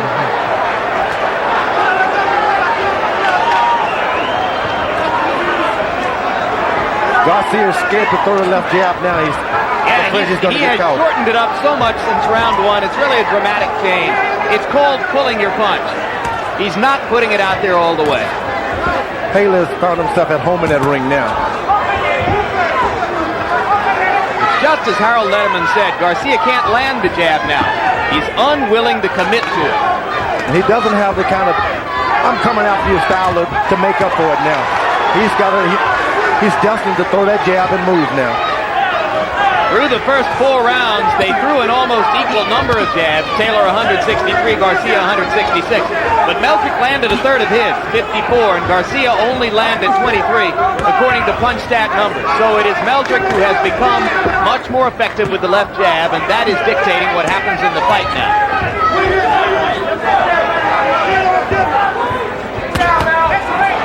Meldrick Taylor is no longer fashion conscious now. He said, forget the trunks. Garcia landed a left-right combination, but it was a tentative chopping combination. Good right hand by Garcia. You can't get too lazy and too comfortable in that ring with anybody. And I'll tell you, we talk about Taylor's hand speed, and it is almost indescribable, but Garcia is no slouch in that category himself. He can release. He catches Taylor there falling asleep again, overconfident. You can see Taylor getting off that canvas. If Taylor was a dancer, he'd be Gregory Hines. If he was a singer, he'd be MC Hammer on Fast Forward. That's the kind of hand speed he has. It's a gift that very few fighters you see have. He's trying to get a knockout now, which he shouldn't be at this point, diving in trying to get a knockout. That's when you get hurt.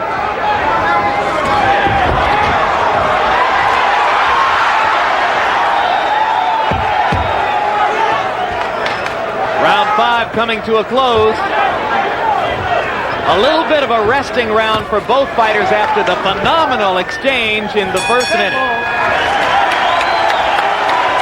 Well, you think of the desert here as luxurious, as you've said, Jim, but there are rattlesnakes and coyotes out there, too. Now listen, stick in his chest, stick in his belly with the jab, right? Now don't be throwing your punches away. You don't have to. All you got to do is use the jab. When this guy fires at you, get down like you've been doing. You got me covered? Now look. Mira, ellos van a salir aquí para abajo, así como salieron el primer round, impresionante con velocidad. Come out there. You got to come out being smart this next round. Very, very smart. This fight is going even. The fight's even. Cuando tú te acercas con él a corta distancia, Luis, tira los golpes, bam, bam, 2 veces.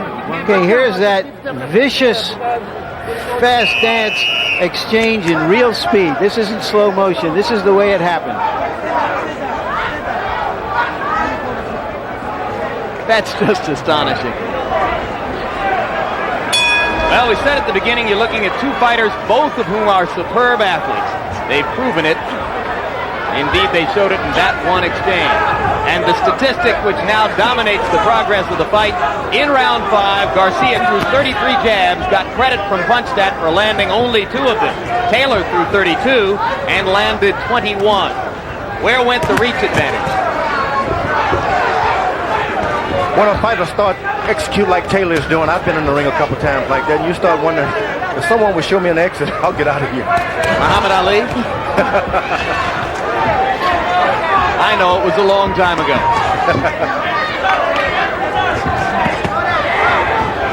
Garcia has slowed down.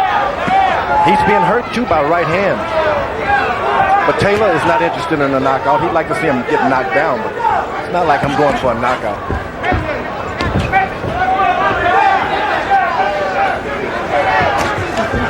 Double jab, first time.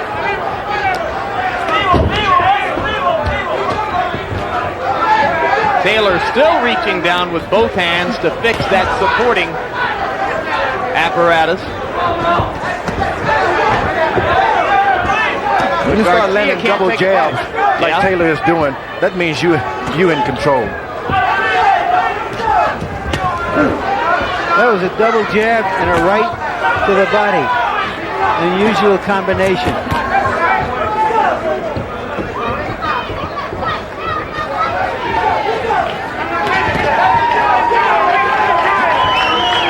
Meldrick is smiling much of the time now. He feels as though he has his man. And Garcia is not mounting much of an offense. He's content to back away and try to stay out of range of Taylor's jab. He's throwing a few body punches down below the belt, though. Garcia is. Well, that's one thing to try if things aren't going your way. Some say it's not how you play the game is winning the count.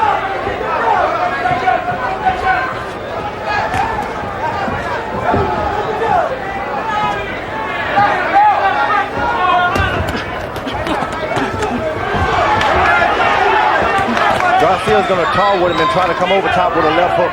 Twice throwing that left hook low, over and over. Garcia getting in a left uppercut, but he took 2 punches in return.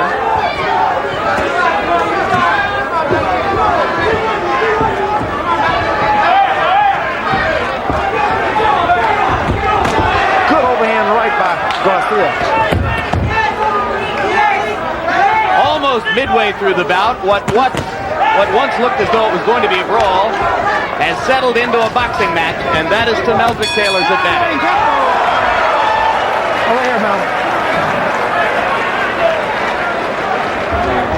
Now you're boxing beautiful out there. Now listen. Beautiful. Now you go out there and do just what you just did. Jab. You understand? Hey, listen. You don't make a hard fight. Just go out there and stick this guy instead and keep him going back. Look, this guy definitely cannot fight going back. Now all you got to do is take that jab. Don't swing at him with the wild ass hook, man. You just swing from inside. Throw your hooks from inside. When you're on outside, just jab. You understand? You don't need to throw no long. The guy's paralyzed. You're much quicker than him. Throw the right hand, throw the left hook. Throw right hand, left hook. Combinations. Do it with some strength. Breathe deep. Breathe deep. This is another one of those occasions, George, when I imagine the fighter saying to the corner, "What fight are you watching?" Paralyzed, huh? Fascinating. Taylor's really trying to get a knockout. Yeah, but George Benton told him, don't get wild with the left hook. Doesn't trust his corner now. He believes in himself. I want a knockout. He's fighting a guy who does not believe in being knocked out. So you're saying that all he heard was left hook, huh? Another burst of energy from Garcia. And Meldrick accepts the invitation and pushes him back against the ropes. Meldrick Taylor's in such good condition. I can't see anything standing in his way for a while. There were rumors before this fight that Taylor was not training hard, that he was having difficulty making the weight. I never know where those rumors always start. Definitely a rumor. But I think it's true that he had to push himself to push himself. That is, he didn't know the opponent, he didn't have instant respect, and so he had to look in the mirror and say, you gotta train. It didn't come naturally to him. And he acknowledged that. He moved his training camp to Sacramento, a place where he'd never been before, partially because he said he wanted to get away from the distractions of being around people in Virginia and Philadelphia whom he knew too well. Garcia's hope is to wait until the later rounds and try to get him then. Just don't get hurt now. Taylor's too quick. He's got those antennas now. They see punches coming when his eyes doesn't see them. When his eyes cannot see them, he can feel them coming.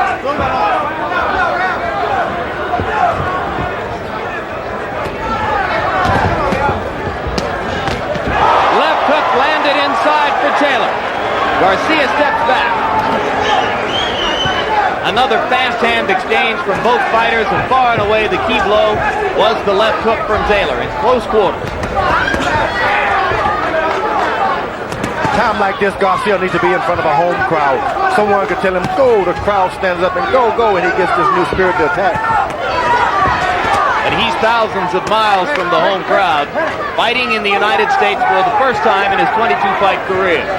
Meldrick Taylor was able to land 4 left jabs at a time. I've never seen a guy so confident. Good right hand from Garcia. Taylor covered up and gave him a chance, and Garcia poked the right through the guard. Probably just missed that time. Probably the only hole in Taylor's style is that he plays and clowns sometimes when he shouldn't be. And he's so intent on throwing the left hook that he'll give you a chance to land the right sometimes. You can't clown in the ring. If you want to be a great one, you're going to have to be serious. The guy gets to be #1 contender. He's no fool. Back in the luxury boxes again. Promoter Dan Goosen claims this is the first time that suites of that kind, so endemic to pro football, have ever been held in a boxing match. But be close when you take off to the body. I get a feel. Because it makes you look busy, right? Don't try to hit him on the chin, but because you will hit him on the chin because the punch is raised off the shoulder. Hit him. Yeah, you got me covered. Now keep the jab going just like you did. Like you did that. There you see that left hook, which I think he's been setting up with his jab. He's made Garcia so conscious of that jab that the left hook is going to get through occasionally. Combinations. Combinations. Ruben Castillo telling us that the word in Garcia's corner is to throw combinations. There was a lot of work on the right eye of Luis Garcia between rounds. Has a rope tied around his waist, a tape this time. Keep his trunks up, Garcia does.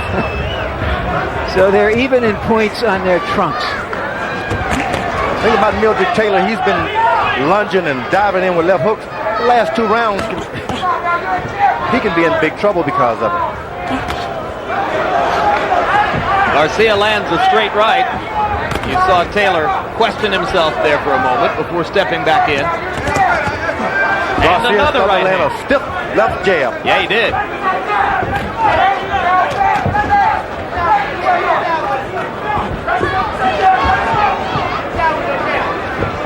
Meldrick Taylor is trying to get a rest now, which is dangerous because this guy is still fresh.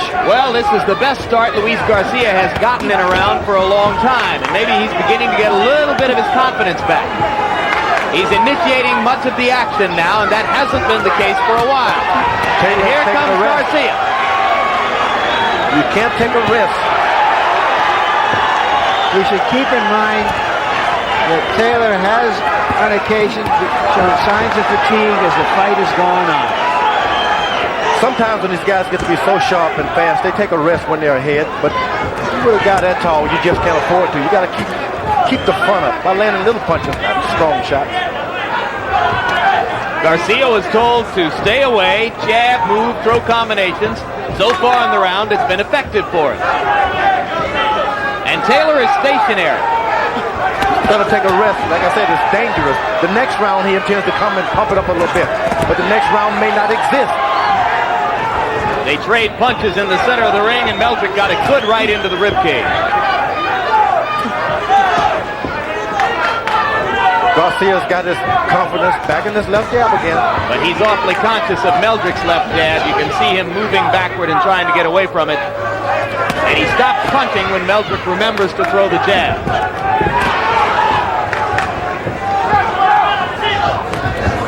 The only thing about throwing so many fast punches, you got to rest eventually. Right hand by Garcia, right hand by Taylor in return. Now Taylor is trying to get back. You should never be in that position where you've got to get the guy back. He was ahead on points. He should have kept that little pity-pat going on. That left hook was on the shoulder.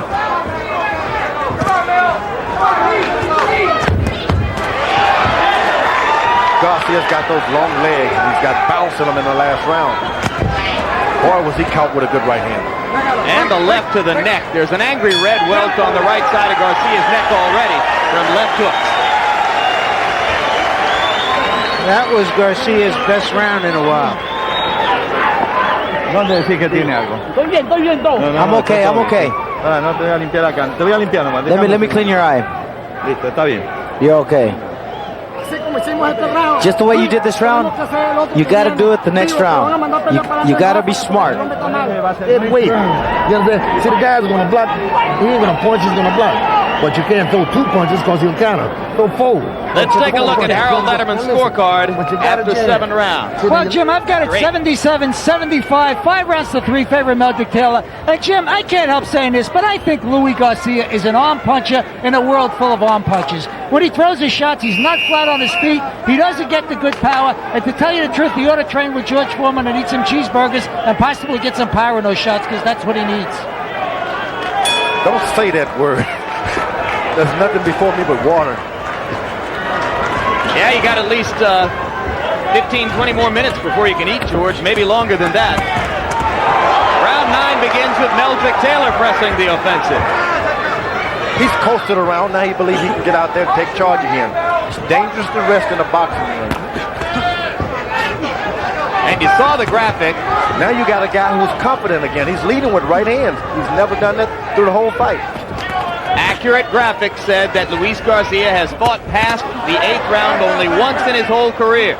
So this is only the second time he's ever seen a round 9.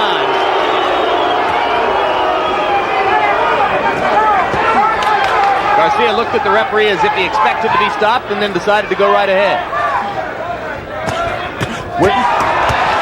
Left hook by Taylor in response. Good overhand right by Taylor.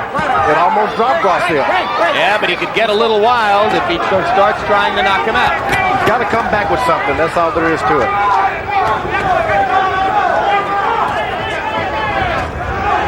Whenever Garcia decides to lead with a straight right hand and a left hook, following it, he can get him a knockdown. Knockdown? That's right. He's leading with his jab at the eyes of the right hand, but come back with a left hook. Chavez is the only guy to knock Taylor down, and it took him 12 rounds of punishment to do it, George. Garcia is able to do it right now. If he quickly throws a straight right hand, come back with a left hook. Well, then you differ from Harold Letterman, who says that Garcia is an arm puncher in a world of arm punches. That's true, but when the fight gets longer like this, it's not like... It's a cool night, but you're outdoors. It's kind of hot out there. Sneaks up onto your body, sneaks into your body. Garcia landed a lead right hand before that exchange tittered out.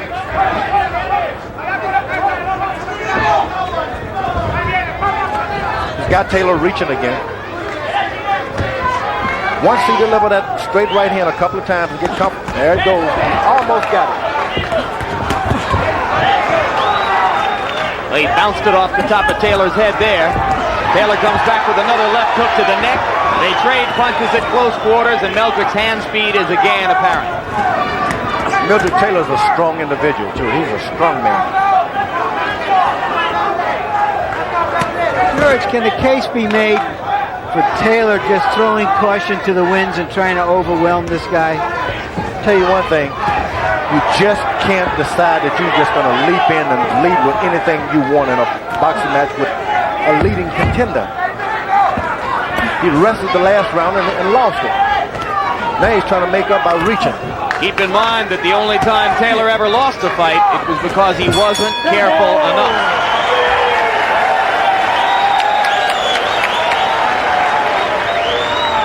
Walks back to his corner like Jimmy Brown used to do from the huddle in football. Luis, entrando y saliendo, que él te Go está in and tirando, get te out. agarró con un gancho de... He got you with the right hand, the left hook. Respirando. Breathe deep. Respirando profundo. Breathe real deep. Breathe through your nose. Boxeando, hacerle laterales, boxeando, entrando y saliendo. Cuando pegas... You gotta concentrate. You gotta be covered. And don't let this guy out jab you, don't let him out hustle you. You gotta be covered. You're losing the fight now. Now concentrate, Mel. You gotta use that jab. The jab will win it for you, Mel. Come on, 3 rounds, all you, but you gotta win punch. Now this guy knows this fight's close. He's gonna try to boxeando, mucho boxeo, tocando, pegando.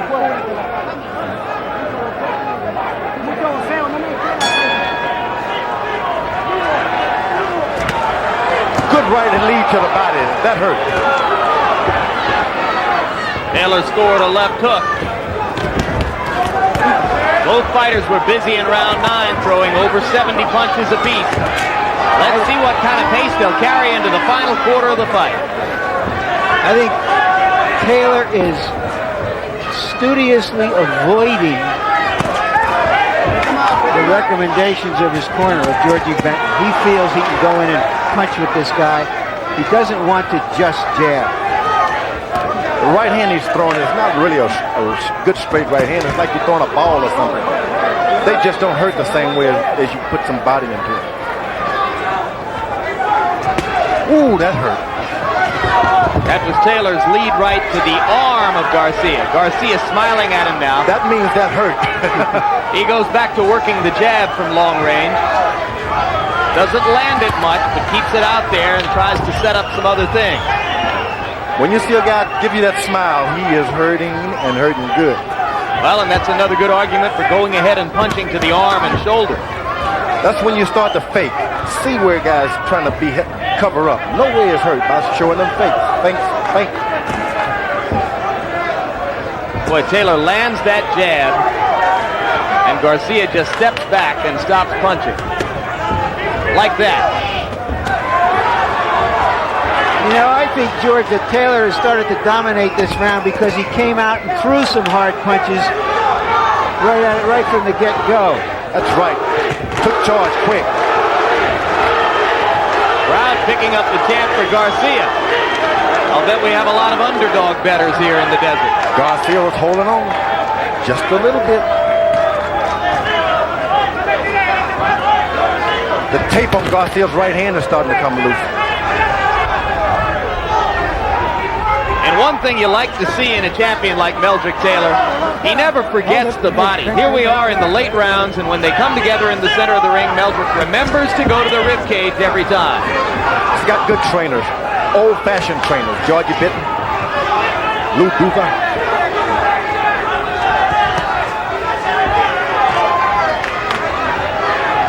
It was body punching that took the welterweight championship away from Aaron Davis.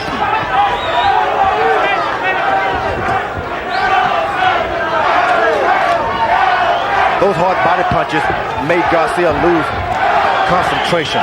Had something in mind, but he had to give it up. You know, it's getting to the point in the fight where Garcia's got to do something to win it. He just can't lay back and box, try to win rounds. He's got to try to win the fight.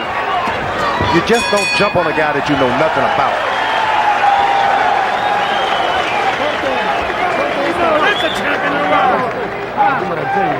Make this an easy fight. Look, now this round, go out there and use your jab with the guy. See, now look, don't fire from too far away, right? Now this guy's dogged out too. Now if you use your jab, you'll come back. Now jab the shit out of the guy, jab at his chest and his leg, but you gotta use the jab regular. You understand? See those combinations? That's why you're doing. You're coming into the body. And when he gets close to you, then you just fight him off.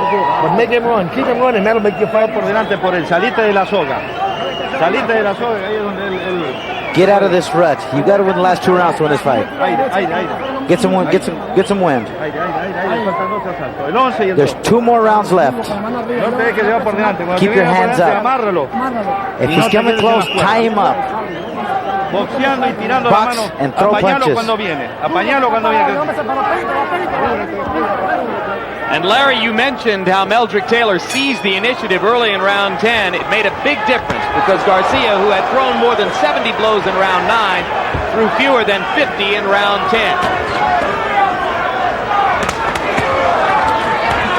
Taylor coasted in the middle rounds. Now he's got his energy back. And Luis Garcia has never been to round 11 before. He is in new territory. He still has a lot of bounce in his legs. But does he have any snap in his punches? I don't think so.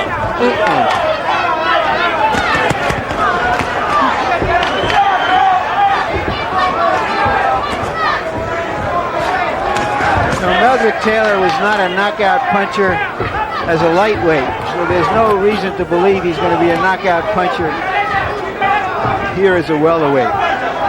He has to impose his quickness and instincts as a fighter in whatever way he can.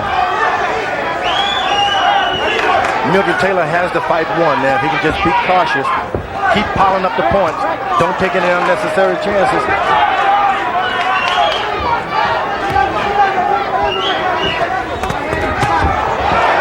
But at this point, he seems to still want a knockout. Well, he's getting so many chances to land the left hook. Why not? Taylor, left eye is hurt. You think his left eye is hurt, George? Left eye is hurt. Garcia can see it, but he's just kind of nervous to get in there. Yep, he's trying to chop at it with the right hand, though. That is the eye that was broken in the bout with Julio Cesar Chavez. The socket surrounding Meldrick Taylor's left eye was broken in that fight. There's a left hook that temporarily wards off Garcia. Taylor's having some problems with vision.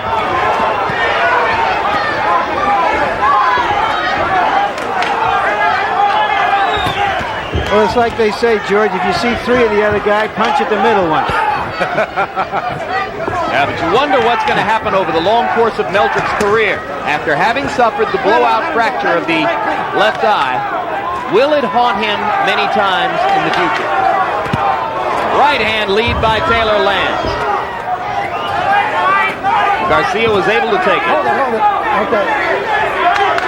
Taylor is starting to walk in now without considering his footwork, crossing his right leg in front of his left leg. He's lost control of himself. His bottom lip is bleeding just a bit.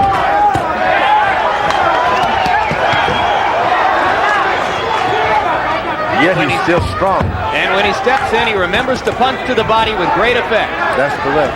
Well-taught fighter. Pawing punches from Garcia. Doesn't have enough left to get anything done. But let's give Garcia some credit. He didn't turn out to be another bum in the park or the desert. He just doesn't have enough against a very good fighter. At least on my card, but I don't know what the judges think. There were some disputes about who the judges would be before all of this.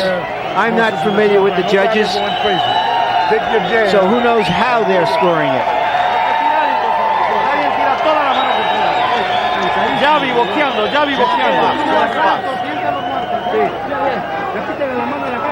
George, what have you seen that leads you to believe that Meldrick Taylor is having a vision problem with the left eye? There's no doubt in my mind he was caught with a shot, and he just didn't see what the fellow was. He started to blink unnecessarily too much. Let me know he was having vision problems. I've been in that position myself. It's a telltale sign you get up. You try to bluff. Harold, how do you have it going into the 12th? Larry, 107, 102, 8 rounds to 3. Meldrick Taylor, I think he's in complete control. I think he should get the decision. Here is the first 12th round of Luis Garcia's career. The last time Meldrick Taylor was in the 12th round, he stayed away from Aaron Davis on his way to winning the welterweight championship. Boy, he's courageous. He knows now that he has a strong punch in the 12th round and that his legs are strong. He's cocky. He's going to be champ a long time. Well, you fellas may not believe this, but I'm told that Luis Garcia's cornermen told him between rounds that they think he's winning the fight and he should be careful in this round. I hope for his sake that he doesn't believe them. Good left jab by Meldrick Taylor.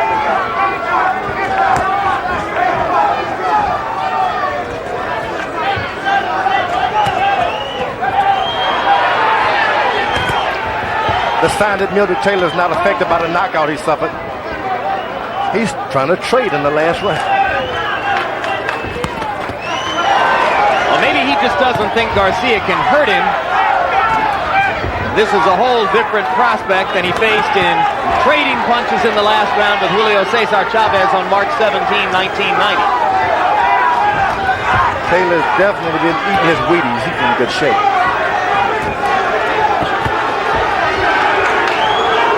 Garcia is managing to stay busy in the first 12th round of his career. Not much snap on the punches, though. Trying to get a knockout, but it's started a little too late. Oh, a good solid left hook.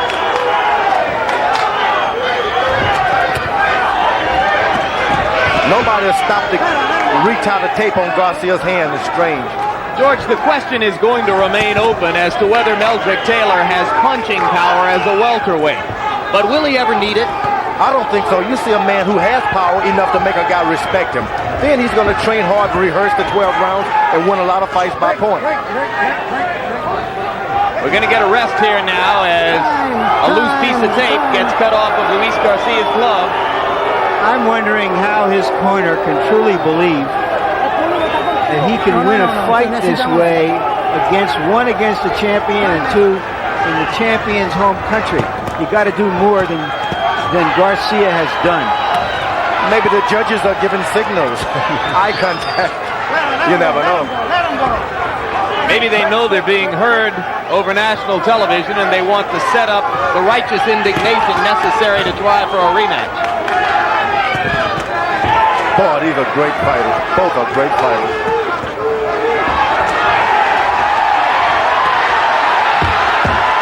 Taylor looks out of the last furious exchange of the fight. He's not afraid, Taylor. That being knocked down in the last round with the champion didn't bother him at all. And there it is. Another root-going performance for Meldrick Taylor. The first 12-round fight of Luis Garcia's career, and a healthy respect on both sides.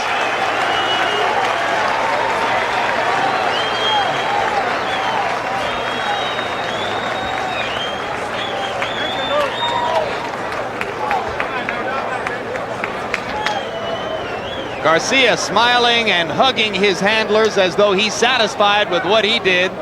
Harold, how did you see it? Jim, 116, 112, 8 rounds to 4. Meldrick Taylor. If you don't have to punch to hold off Meldrick Taylor, you're not going to beat him. And I think that was the story of the fight. Meldrick just walked right through Luis Garcia most of the fight and landed his power shots, his big right hands, piled up enough points to win it. And Luis Garcia just couldn't snap the jab to hold him away. And that's how I saw it. I thought it was all Meldrick Taylor with the power shots. Garcia couldn't hold him off with a solid jab. You gave Garcia round 12, huh? Yeah, I thought Meldrick took it a little bit easy in the 12th round and gave it to Garcia. Who do you have winning the fight, Larry? I had Taylor winning the fight 9-2-1. My guess is at least one of the judges will have it very close. Punch stat numbers had Meldrick Taylor throwing an absolutely astonishing 114 punches in round 12. You sure, guys? Did he throw 114 punches in round 12? You're saying maybe 113. There are the final numbers in the fight. You can see that Taylor threw 926 punches and Garcia threw 890, and Meldrick was by far the more accurate of the two punchers. Much of the difference in jabs. Despite the huge advantage in reach, Garcia simply couldn't jab the way Taylor did. He landed only 67 out of 385 by punch stat computations, while Meldrick was landing nearly half of his 486 jabs in the bout. And it's taking a long time for the judges to submit their ballots with the final decision in this fight to ring announcer Jimmy Lennon Jr. Why would it take this long, George? Oh, no, George. What do you think, Harold? Takes the supervisor a little while to make sure that all the scores are added correctly. You know, the supervisor adds the scores in conjunction with the local commissioner. Sometimes they got to get their signals together. They want to make sure the addition is right so that the announcer announces the correct score. That's all it is. Do they add in English or Spanish? In English. All right, let's go up to our ring announcer, Jimmy Lennon, for the official decision. Ladies and gentlemen, after 12 championship rounds of boxing, we have a split decision. Here are the score totals. Judge Quintana scores the bout 115-113, Meldrick Taylor. Judge Rodolfo Maldonado scores the bout 117-114, Luis Garcia. Fritz Werner, judge at ringside, scores the bout 118-112 in favor of the winner, and still the WBA welterweight champion, Meldrick Taylor. Well, George, there you have some fascinating scores. 117-114 by Mr. Maldonado in favor of Garcia, and 9 points different, 118-112 in the decisive ballot for Meldrick Taylor. It's a subjective enterprise, this boxing, isn't it? I'll tell you one thing, when they take long like that, you can sit back and wonder somebody is being thought about in the wrong direction. Let's go to Larry Merchant. All right, Meldrick, how do you feel about the split decision? It was a very tough fight between Garcia. He was very gallant to win the fight, but I deserved the decision. I came back in the later rounds to pick the pace up and still later rounds. He was a good challenge for me, but I prevailed. Are you convinced now, after fighting a real, supposedly strong welterweight, that you are a legitimate welterweight champion? To be truthful, Larry, I think I need a few more welterweight fights to really get comfortable at this weight class. This was only my second fight, and with the distance, it was a tough fight for me, but it was a great fight for me and a great victory. So by that, I should take to mean that you will not step up to fight Terry Norris. At the present time, I'm leaving all the decisions making up to my promoter and manager, and whatever they see is the best move for me, I'm willing to take. Who do you want to fight next? I would like to fight Chavez next. Thank you very much. And now back to George and Jim. Okay. All right, Larry, thanks very much. And George Foreman, you have just seen another title defense performance for Meldrick Taylor. There was the great moment of uncertainty there, as we were told it was a split decision, and you heard the one judge scoring the fight for Garcia. And some people at ringside apparently disagreed with the decision in favor of Meldrick Taylor, which astonishes me. I thought it was a pretty clear-cut victory. No doubt in my mind. That's a time when you wish that your mother was your judges over there. That's what did Meldrick do? What did Meldrick do for his reputation tonight? I'll tell you one thing, he proved that he fought a true #1 contender. This guy gave him a good fight. He coasted a little bit. The judges may have thought that the guy was coming on, but in reality, he won the fight hands down. There has been some speculation that Meldrick might consider at some point in his career moving up to 154 pounds. After watching him twice now at 147, I don't think he could ever do it. I think he'd have to stay at this weight. There's no doubt in my mind that his punching power will not improve with the extra weight. He should stay down there and be known and get a great reputation and become a legend, especially with his trunks. All right, let's go back to Larry Merchant now. Step right in here, Larry. A little moment of drama there at the end of the fight. Yep, boxing, as you say, the theater of the unexpected. All told, though, 2 title defense performances for Norris and Taylor on the evening, and I think both of them probably enhanced their credentials. What do you say? They did what they had to do. They showed that they were going to be as tough as they can be against all challengers. That's important. Neither one of them let up.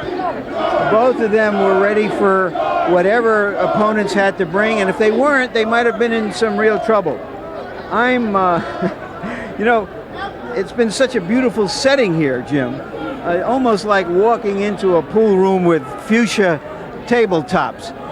It's too pretty for prize fighting, but we had a little of everything. We had a pretty good brawl in the first fight. We had a little bit of a controversy in the second fight. Prize fighting has come to the desert, the beautiful desert. None of the sleazeballs and the thieves that we're used to seeing in boxing. The who? Almost too nice for a boxing setup. Well, we'll vote for it to come back anytime, huh? Let's take a look back now quickly at what you have seen this evening in 2 championship fights here on HBO. First, Terry Norris defended his WBC 154-pound championship with an 8th-round knockout of Donald Curry, a fight in which Curry sometimes showed us flashes of the greatness that he had possessed earlier in his career, but wound up simply getting hit too many times, too many right hands on the way to the 8th-round Norris knockout. Then Meldrick Taylor defended his WBA World Welterweight title with a split decision victory over Luis Garcia of Venezuela, a fight in which Taylor threw more punches, landed more punches, and was effective in dominating action with the left jab. So that's it for tonight. Meanwhile, on June 24, for the 17th year, the championships of Wimbledon return to HBO. For 2 weeks, we will bring you the most comprehensive tennis coverage on television as we take you all the way through the men's semifinals at the All England Lawn Tennis Championships.